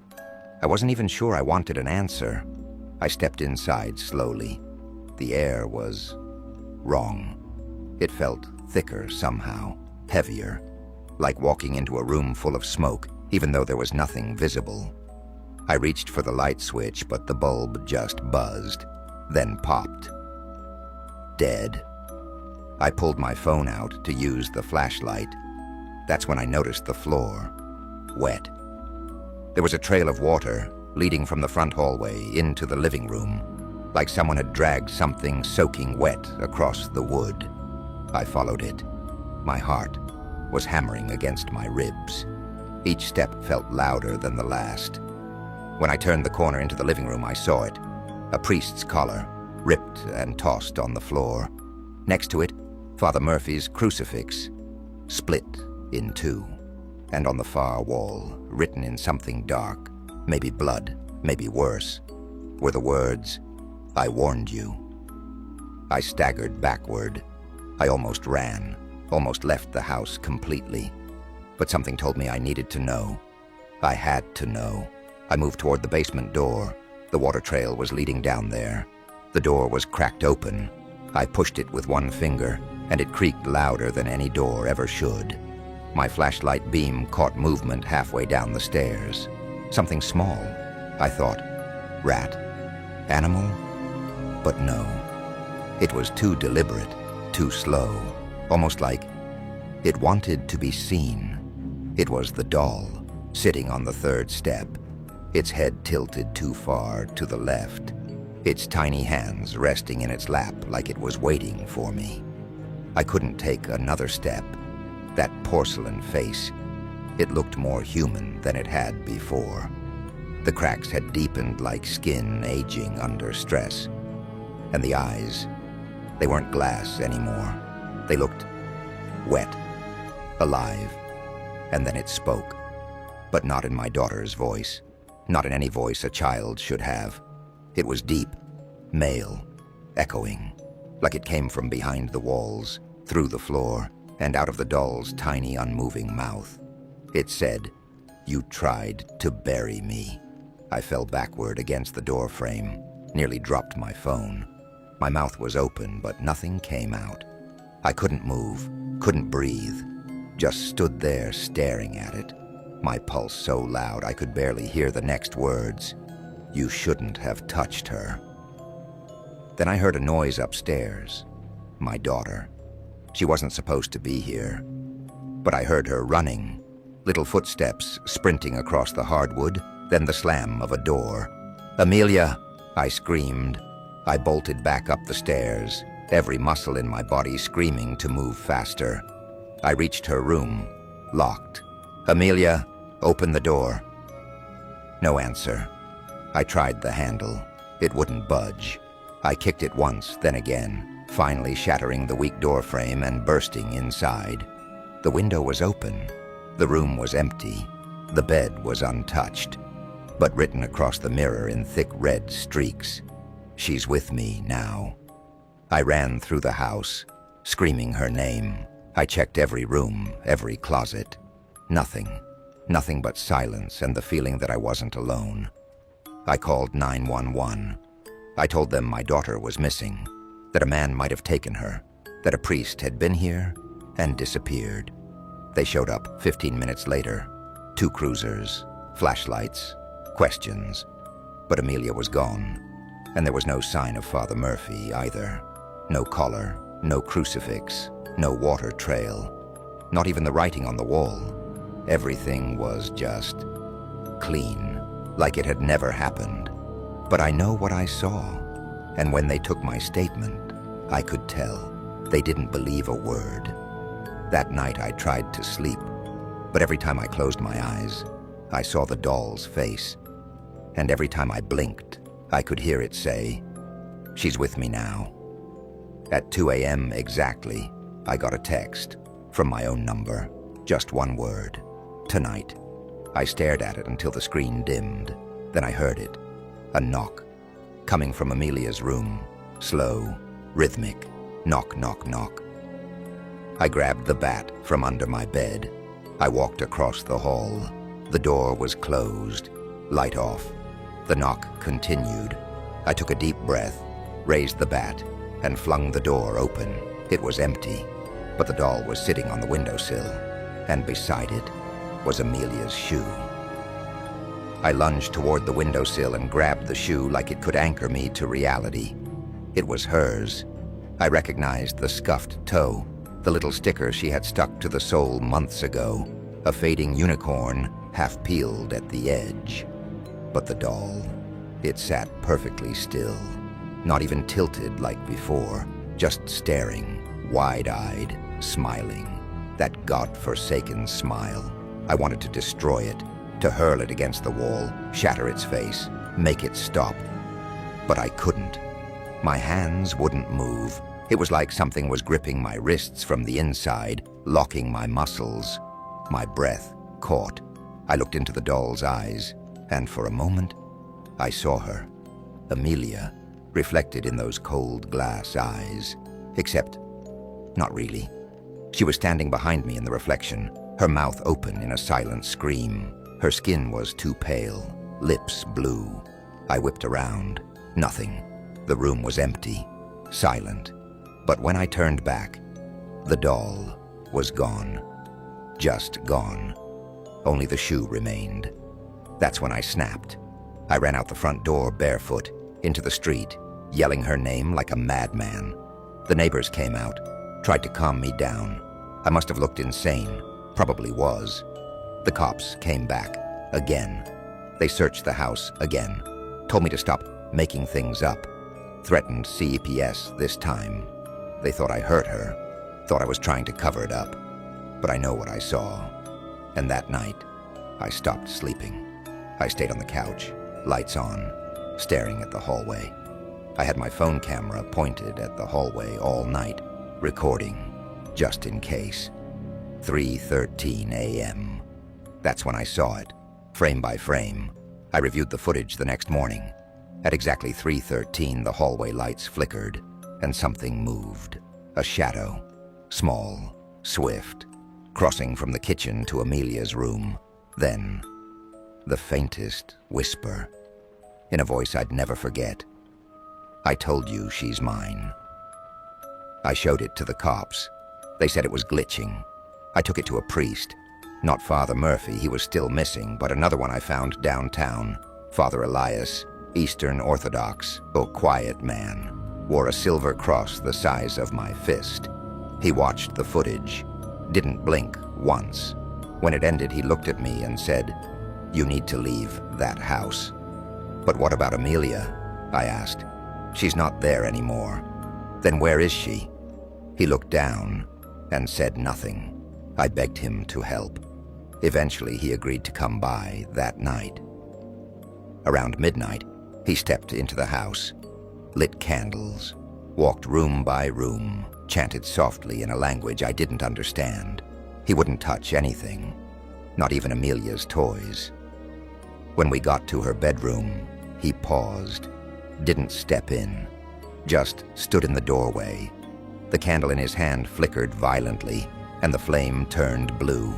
He whispered something under his breath and turned to me.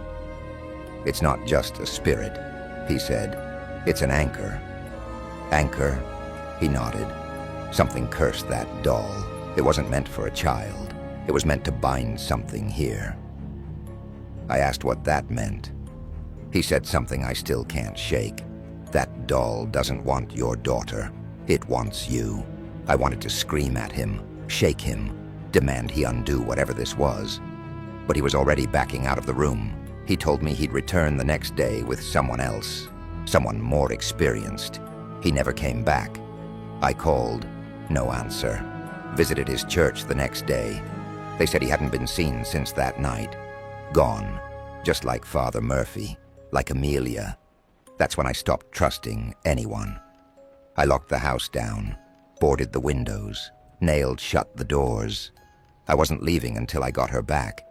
I started seeing her at night, not in dreams, while awake. She'd be standing in the corner of my vision, behind doors, in mirrors, on the edge of shadows, always watching, never speaking. But the doll did.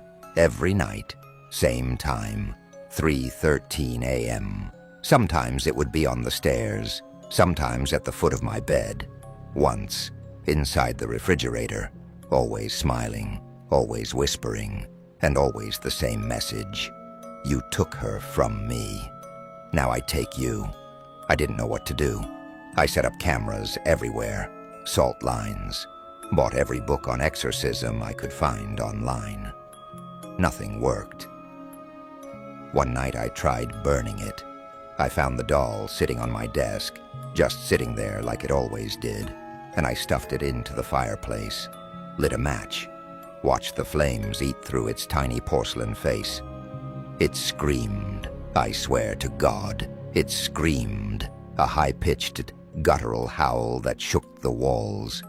The flames went out instantly. The doll was gone again, and in its place, a single note, written in black charcoal on my living room wall. You'll die tonight. I didn't sleep that night. I didn't even sit down. I stood in the kitchen, clutching a crowbar like it could protect me from the thing that now lived inside my house. At exactly 3:13 a.m., everything changed. The lights went out. Every bulb in the house popped at once, not flickered, not dimmed, exploded. Glass rained from the ceiling like shrapnel. My ears rang. The air went dead silent. Then from down the hallway, Amelia's room, I heard it. Laughter, childlike, innocent, but twisted, too loud, too slow, like someone playing a recording backward.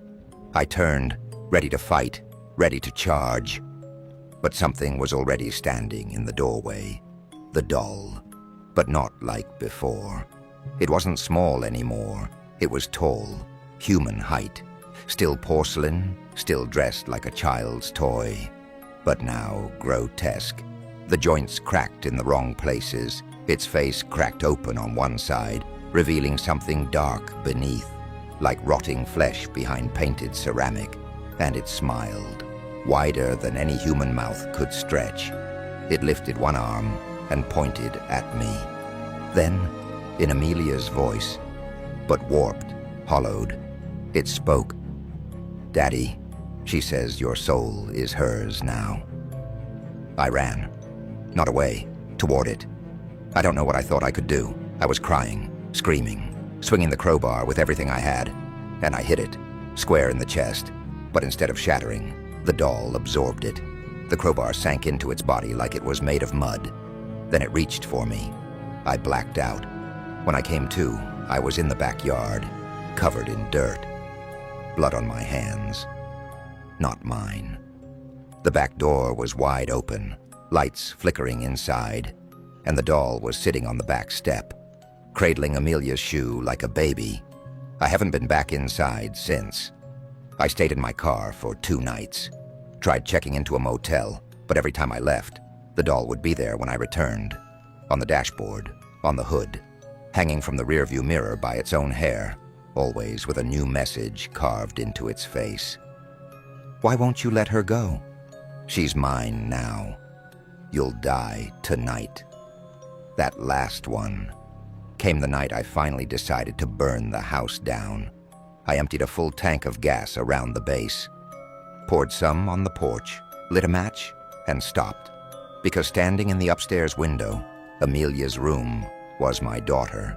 Not the ghost, not a memory. Her, alive, pale, staring, motionless. She pressed her tiny hand to the glass and mouthed one word, help. I dropped the match, ran back inside, up the stairs, screaming her name. But the room was empty. Only the doll was there, sitting in the middle of the floor, and then the door slammed shut behind me. The rest is a blur. I remember clawing at the walls, hearing my daughter scream, then laugh, then scream again. The walls bled, shadows moved. Every surface in the room turned wrong, twisted, like the house was alive and feeding. I woke up the next morning, outside, lying on the lawn. The house stood still, quiet. No fire, no broken windows. like nothing had happened, except for the doll, now sitting on the porch with a new message carved across its face. You tried to take her back. That was 3 weeks ago. I haven't gone back since. I sleep in parking lots. I keep the doll locked in the trunk, wrapped in chains, inside a locked box covered in salt and symbols I don't even understand.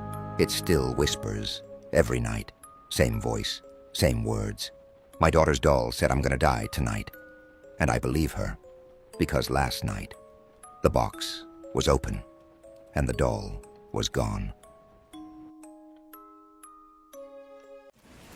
I used to think being an Uber driver was the safest kind of gig work out there. No warehouse injuries, no angry customers in a fast food line, and definitely no real risk if you knew the city well. I'm a 29-year-old woman living in Chicago, and after leaving a dead-end office job, I took up night shifts driving rideshare, mostly for the quiet, less traffic, fewer people, just me, my music, and the late-night air. That night, or maybe I should say that morning, started like any other. It was a Wednesday, the middle of the week. The roads were mostly empty, the kind of quiet that only a city like Chicago can offer between 2 and 4 a.m. Just a low hum of distant traffic and blinking lights at empty intersections. I just dropped off a couple at a 24-hour diner on the north side and was idling near Lincoln Park, sipping a Red Bull and waiting for the next ping. Then it came, 2:03 a.m. Pickup request, Karen, Devon Avenue and Western. No rating, no ride history. Just a name and a vague gray profile image. That wasn't too weird. Sometimes new users don't bother filling in their profile, but something about it, I don't know. I hesitated. I tapped accept. The address was near an old bus stop. Not a house, not a building, just a patch of sidewalk where the city hadn't fixed the cracked pavement in years. I'd passed by it dozens of times, mostly during the day. It was near a row of abandoned shops and a liquor store that never really closed, even when it claimed to. I pulled up slowly, headlights cutting through the faint mist. No one in sight. I rolled down my window and leaned over the passenger seat. Karen? I called out into the quiet. No answer. I checked the app. The pin was directly over my car. Maybe she was late. Maybe she was hiding behind the bus shelter to get out of the wind. I was about to cancel when the back door suddenly opened. I flinched so hard I almost spilled my drink. A woman slid into the back seat. Not a word. She didn't say hi. Didn't ask if I was her driver. Just got in and stared forward. She had long, straight black hair that looked damp, like she'd just walked through fog, and pale skin. Her clothes were ordinary, a dark hoodie, black jeans, but something about her felt blurry. Not her appearance, but her presence, like she didn't register fully. You know when someone's in your peripheral vision, and they don't feel real until you fully turn your head? That's what it was like. Karen? I asked. She didn't respond. I looked at the rearview mirror and met her eyes. They were open, but blank, completely unfocused, like she was looking through me. The hair on my arms stood straight up. Okay, where are we headed? I asked, trying to keep my voice calm. No answer. She just slowly raised her hand and pointed forward. The app hadn't updated with a destination, just unknown. I'd never seen that before.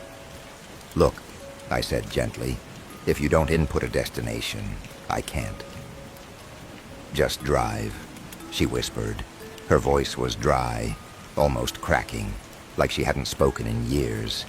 I didn't know what to do. I could cancel the ride. I could ask her to leave.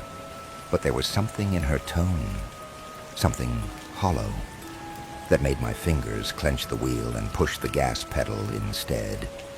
We drove. For a while, neither of us said a word, just the sound of the tires on asphalt and the faint tapping of rain beginning to fall.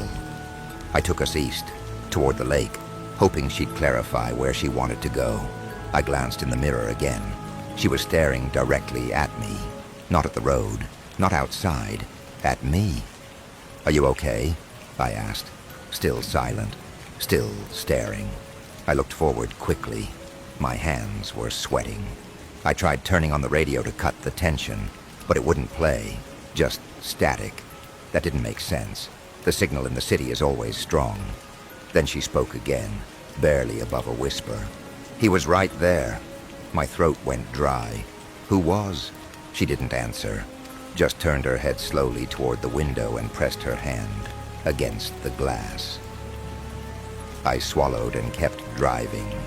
I needed to find a lit area, somewhere public, somewhere I could stop and get her out of my car. I turned down Belmont, heading toward the 24-hour CVS. That's when she said the thing that froze my spine. "He's following us." I looked in the rearview mirror again. Her eyes were wide now, terrified. She wasn't looking at me anymore. She was staring out the back window. I checked too. The street behind us was empty. No headlights, no cars, just wet pavement. But she kept whispering it, over and over. "He's following. He's following.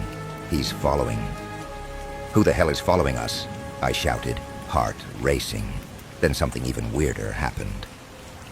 The dashboard lights blinked, just for a second. All the displays, speed, fuel, battery, gone, then back. The car shuddered slightly. I slowed down. "Okay, I'm pulling over." She didn't respond. I pulled into the CVS lot. As soon as I stopped the car and turned around, she was gone. The seat was empty. I froze. The car was still running, the headlights reflecting off the glass storefront of the CVS. Rain tapped gently on the windshield, and my heart thundered in my chest. I leaned over the seat, eyes locked on the back seat cushion. It was dry, untouched, as if no one had been sitting there at all. I scrambled out of the car so fast I nearly tripped, breath fogging the air as I stood there under the flickering parking lot light. The cold slapped me in the face, but it didn't shake the feeling that something had been in that car, something wrong. I opened the back door slowly. Nothing, just my own breath and the low hum of the engine. Then I noticed something. The door handle was wet, but not from the rain. It was slimy, oily almost. I rubbed my fingers together and they came away sticky with something faintly black, like old motor grease mixed with something sour. I wiped it on my jeans and stepped back, every instinct in me screaming that this wasn't just some weird prank or hallucination. I slammed the door shut and stood there for a while, scanning the lot. CVS was open. The lights were on inside, but no one was around. No customers, no workers, just empty aisles and buzzing fluorescence, visible through the glass. I got back in the car and locked the doors immediately. The app was still running, still showed the same trip. Karen, en route. But the map was blank. No blue line, no destination, nothing. And then I saw it. The rearview mirror. It was angled differently. She had adjusted it to look at me. It hadn't been like that before. I adjusted it back quickly and started the car again. I was done. I was ending the ride, going home, maybe even uninstalling the damn app. But before I could tap end trip, a notification popped up. Drop off confirmed. Thank you for completing your ride. My skin prickled. I hadn't dropped her off. I hadn't even gone anywhere near a valid address. What the hell was happening? Then the second notification came in. You received a $6.66 tip from Karen. My thumb hovered over the screen, not moving. 6.66. It felt like a joke, a sick one. But when I clicked her profile again, it was gone. No name, no history, no tip. Just vanished, as if it had never been real. I sat there, breathing heavily, gripping the steering wheel, trying to calm my nerves. Maybe I was tired. Maybe I was losing it. I'd been doing night shifts for weeks without a break, but the smell lingering in the car, like damp earth and rust, said otherwise. Still, I forced myself to drive home. I live in a quiet building near Lakeview, old brick, built in the 1920s, the kind of place with too much personality and not enough insulation. I parked, got inside, and locked my door, triple-checking it like I used to do when I lived alone in college after a stalker incident. I took a hot shower, hoping it would relax me. I didn't even turn on music. I wanted silence, just something to feel normal again. But as I stepped out, wrapped in a towel and wiping the mirror, I saw it. A handprint. Faint. Small. Pressed into the fogged glass behind me. I turned around instantly. Nothing, just the tiled wall. I leaned in. The print was too high to be mine, and smaller than my hand. Delicate, like a woman's, but distorted, as if the fingers were longer than they should be. I stood there for a long time, heart thudding in my throat, listening to the drip of the shower head, every drop sounding louder and louder, until I shut the water off completely. I didn't sleep that night. I laid in bed, lights on, blanket pulled up to my neck like a child, half expecting that woman, Karen, to be standing at the foot of my bed when I blinked. But nothing came. The next morning, I woke up to a text. Unknown number, no contact. It read, "He saw you." That was it. I stared at the message until the screen dimmed. I tried calling the number, disconnected. I tried screenshotting it. The image wouldn't save. And then, for the first time in years, I cried. Not because I was scared, but because something had followed me. It didn't end with the ride. Something got into my car, and now it was in my life. I didn't go back to work that night, or the night after that. Something inside me had shifted.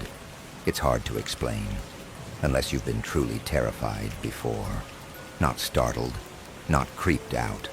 I mean that primal fear, the kind that lives in your bones and doesn't shut off, even when the sun comes up. I deleted the rideshare app. I cleaned my car, twice, with bleach, wipes, sprays, everything. Still, the oily residue on the back handle came back the next day. I wiped it. It came back again, always faint, always slick. My neighbor, Jamie, she noticed I hadn't been out driving and knocked on my door. I didn't answer. I didn't want to talk. What could I say? Hey, I think I gave a ghost a ride at 2 a.m. and now I'm haunted. No one would believe me. But 2 nights later, she knocked again. This time, harder, frantic. When I opened the door, she was pale as a sheet, holding up her phone with a shaky hand. "You okay?" I asked. She didn't respond, just handed me her phone. A video was paused on the screen. "Just watch this," she said, her voice cracking. I hit play. The footage was from our hallway security cam, the one above the stairwell facing our apartment doors. The timestamp read 2:11 a.m. last night. Jamie's door opened first. She peeked her head out, tossed some trash into the bin outside her door, and went back in. 10 seconds later, my door opened. Except I wasn't there. No one was. The door opened by itself, slowly, deliberately. Then something stepped out. Not fully visible, just the shadow. At first I thought it was a glitch, but then the shape turned toward the camera. And that's when I saw it. The eyes. 2 tiny white orbs, glowing, no reflection. Just faint pinpricks of light. No face, no mouth. Just those eyes and the sense of something impossibly thin. Standing, watching. The figure turned and walked down the hallway, limbs unnaturally long. The lights in the corridor flickered one by one as it passed. And then it was gone. Jamie paused the video. "I didn't show anyone," she whispered, "but I can't stay here tonight." She left within the hour. I haven't seen her since. That same night, I started hearing noises. They weren't loud, just small things. Keys jingling, the kitchen faucet dripping even when it wasn't turned on, the soft shuffle of footsteps on the carpet outside my bedroom. One night I decided to record. I set my phone on the kitchen table, screen down, recording audio through the night. In the morning I played it back. Most of it was normal. Ambient sounds, distant traffic, the fridge humming. But at exactly 3:06 a.m., something whispered, clear as day. It said, "You were supposed to keep driving." I stopped the recording and dropped my phone. It hit the floor with a loud smack, but I barely noticed. My hands were shaking. My breath came in short gasps. I hadn't imagined it. Something wanted me to keep driving that night, like it wasn't done. Like I interrupted something I was never meant to walk away from. I should have deleted the audio right then and there, but I didn't. Instead, I replayed it again, over and over, trying to figure out if there were other words, some hidden message beneath the whisper. I slowed it down, amplified it, reversed it, and then I heard something else layered beneath the main whisper, so faint I could have missed it. A second voice, laughing, not playful, not joyful. It was dry, hollow, wrong. I started sleeping with the lights on. I taped black paper over my mirrors. I stopped driving completely, not just ride share, but at all. But the car still sat outside. And every time I walked past the window, I could feel it watching me. Not someone. It.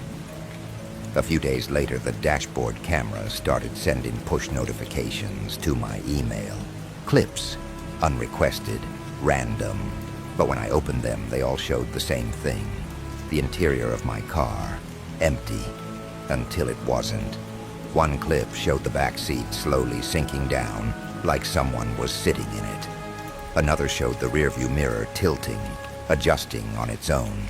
The last clip, the camera flickered, and in a single frame, so fast I almost missed it, I saw her.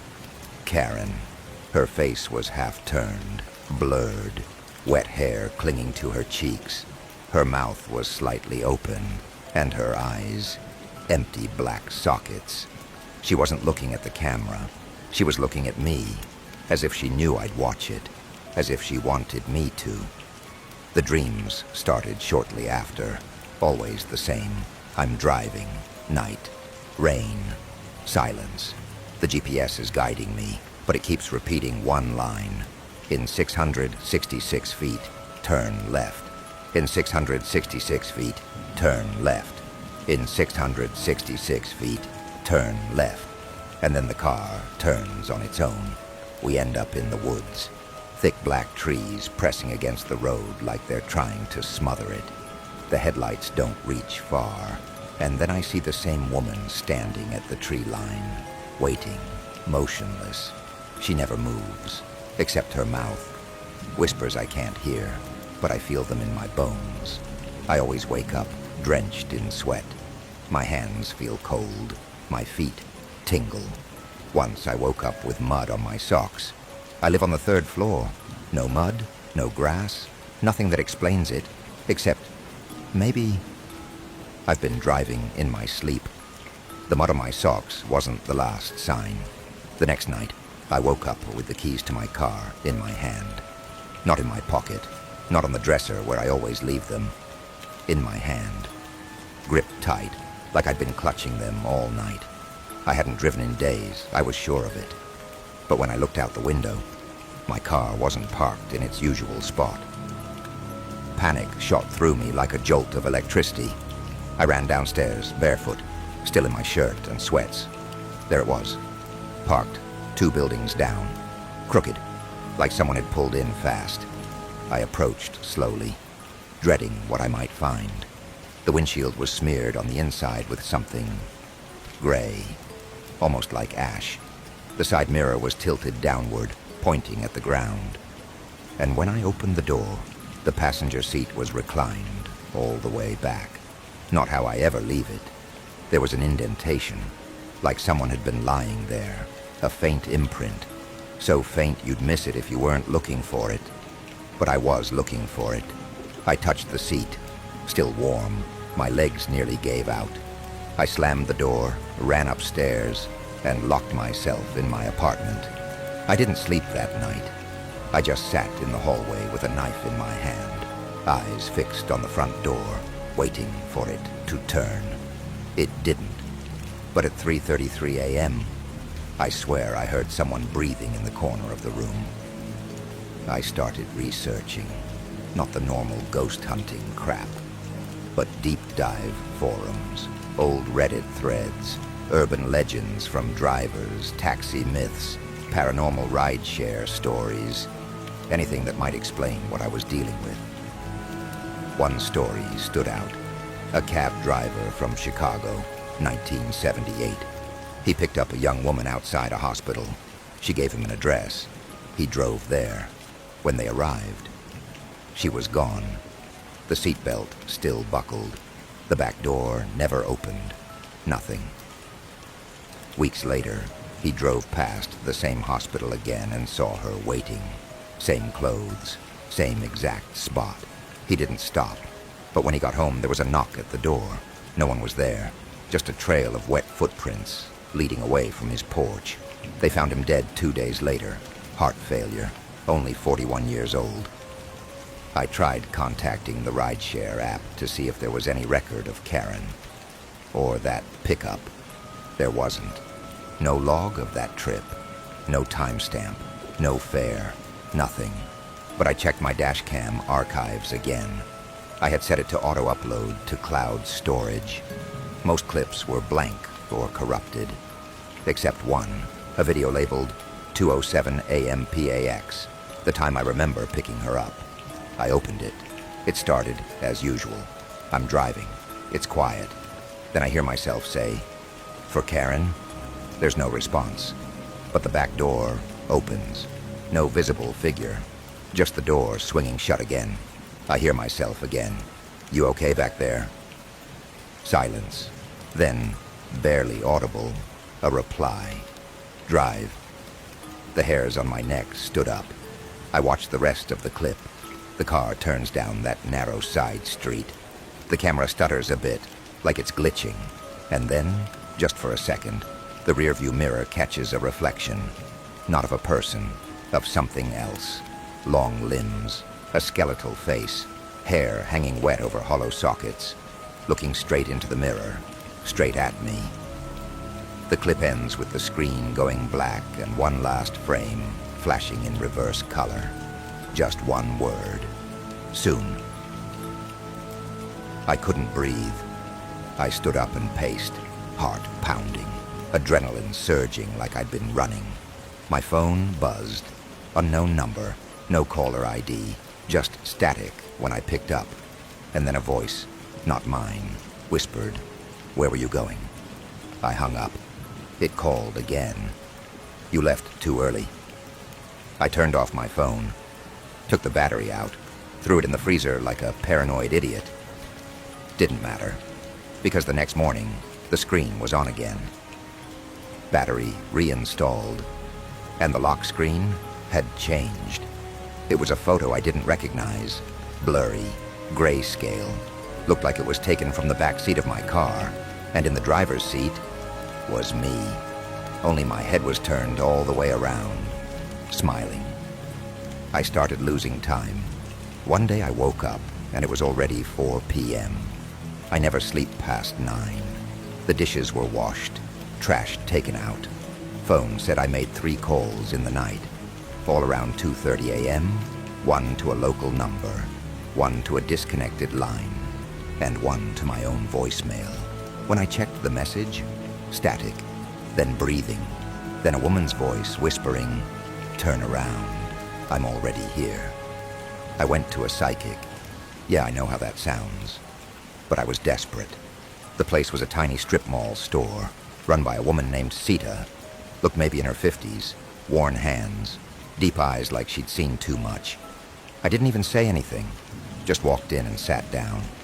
She looked at me and frowned. "You brought something with you." she said immediately. Something that shouldn't be. I nodded. I don't want it, I said. Sita shook her head. It's not that simple. I asked her what it was. She hesitated, then whispered something in Hindi before answering. A hitchhiker. She explained that spirits like this, ones bound by trauma, ritual, or obsession, don't always attach to places. Sometimes they ride along, looking for hosts, people who pick them up by accident, or curiosity, or pity, or just being in the wrong place at the wrong time. I was all three. She lit incense, said a prayer, gave me a small pouch of dried herbs, and told me to place it under the driver's seat and never speak to the thing again. Don't acknowledge it, she warned. That gives it power. The more attention you feed it, the stronger it becomes. What happens if I do? She looked away. Then it drives. I followed her instructions. For a while, it seemed to work. No more dreams, no more calls. The warmth in the back seat faded. The scent of ash in the car finally disappeared. I even considered driving again, just once, just to see. But something held me back. A voice. Software familiar. Drive. No thanks. I stayed in, blocked every window, and for 3 weeks, nothing happened. Until one night, I got a ping from the rideshare app, even though I'd deleted it. The notification read, "One rider waiting, Karen. 2 baje subah." I stood frozen in my apartment, phone clenched so tight, I thought the screen might crack. The notification still glowed. "One rider waiting, Karen, 2 a.m. No accept button, no decline. Just the name and the time. I looked at the clock. 1:53 a.m. 7 minutes. It was like the app knew I'd see it, like it had timed itself to her schedule. I stared at it, heart thudding like a drum line, telling myself not to panic. Maybe it was a glitch. Maybe it was a cruel joke. Or maybe she was calling me back. I turned off the phone. Not just screen off, full shutdown, yanked the SIM, pulled the battery again. This time I smashed it with a hammer, crushed the screen into 100 glittering pieces. I swept them into a shoebox and dumped them outside. Then I sat on my bed, eyes on the clock, 1:59 a.m. My apartment went cold, like really cold, the kind that crawls into your bones. The lights dimmed, flickered, like someone was tampering with the breaker. And then 3 slow knocks on my door. I didn't move. Another 3 knocks, but softer, almost polite. I walked to the peephole. My breath fogged the inside of it. There was no one there. But on the floor, just in view of the peephole, something lay folded. A rideshare receipt. I opened the door just a crack. Wind whipped in like a scream. I grabbed the paper and slammed the door shut. It read, "Trip summary rider, Karen pickup. Time, 2 a.m. Driver, you drop off, unknown. Status, in progress. Rating, pending." I dropped it, ran to the bathroom, turned on every light in the house. I looked in the mirror, and for half a second, the reflection wasn't mine. It was her. That same wet-haired, hollow-eyed face, grinning, right before the lights exploded. The rest of the night passed in fragments, flickers of memory. I remember standing by my car, in the freezing dark, opening the door without thinking. I remember the sound of the engine turning on, even though I never touched the keys. I remember the feeling of the back seat growing heavier, like something enormous had just settled in behind me. And her voice again. "Drive." But I didn't obey. I turned around. The back seat was empty. For a moment I thought, maybe, just maybe. But then I saw it. The rear-view mirror. There she was, staring at me. And she wasn't in the back seat. She was in the mirror. Not a reflection, a presence, like she had climbed into it, like the mirror was a doorway, and she was crawling through it, into the car, her face pressed against the glass, skin gray and rotted like a drowned corpse, mouth wide, wider than it should be, full of teeth like nails. And then she said something different. Not drive. This time she whispered, "You're the passenger now." I woke up in a ditch, just outside the city, daylight pouring in. My car was idling nearby, doors open, windshield cracked. I stumbled toward it. The front seat, mine, was soaked in water. Seatbelt buckled, but I hadn't been in it, and the dash cam still recording. I took it inside and uploaded the footage. I don't know why I still torture myself like this. Maybe because I need proof I'm not insane. Maybe because I already know I am. The last video on the cam showed me driving. No expression, eyes wide, unblinking. And in the back seat, a figure, at first blurry, then slowly gaining shape. She leans forward, face inches from my ear, and then, as if knowing exactly when I'd watch this, she looks into the camera, smiles, and whispers, "See you soon." It's been a few weeks.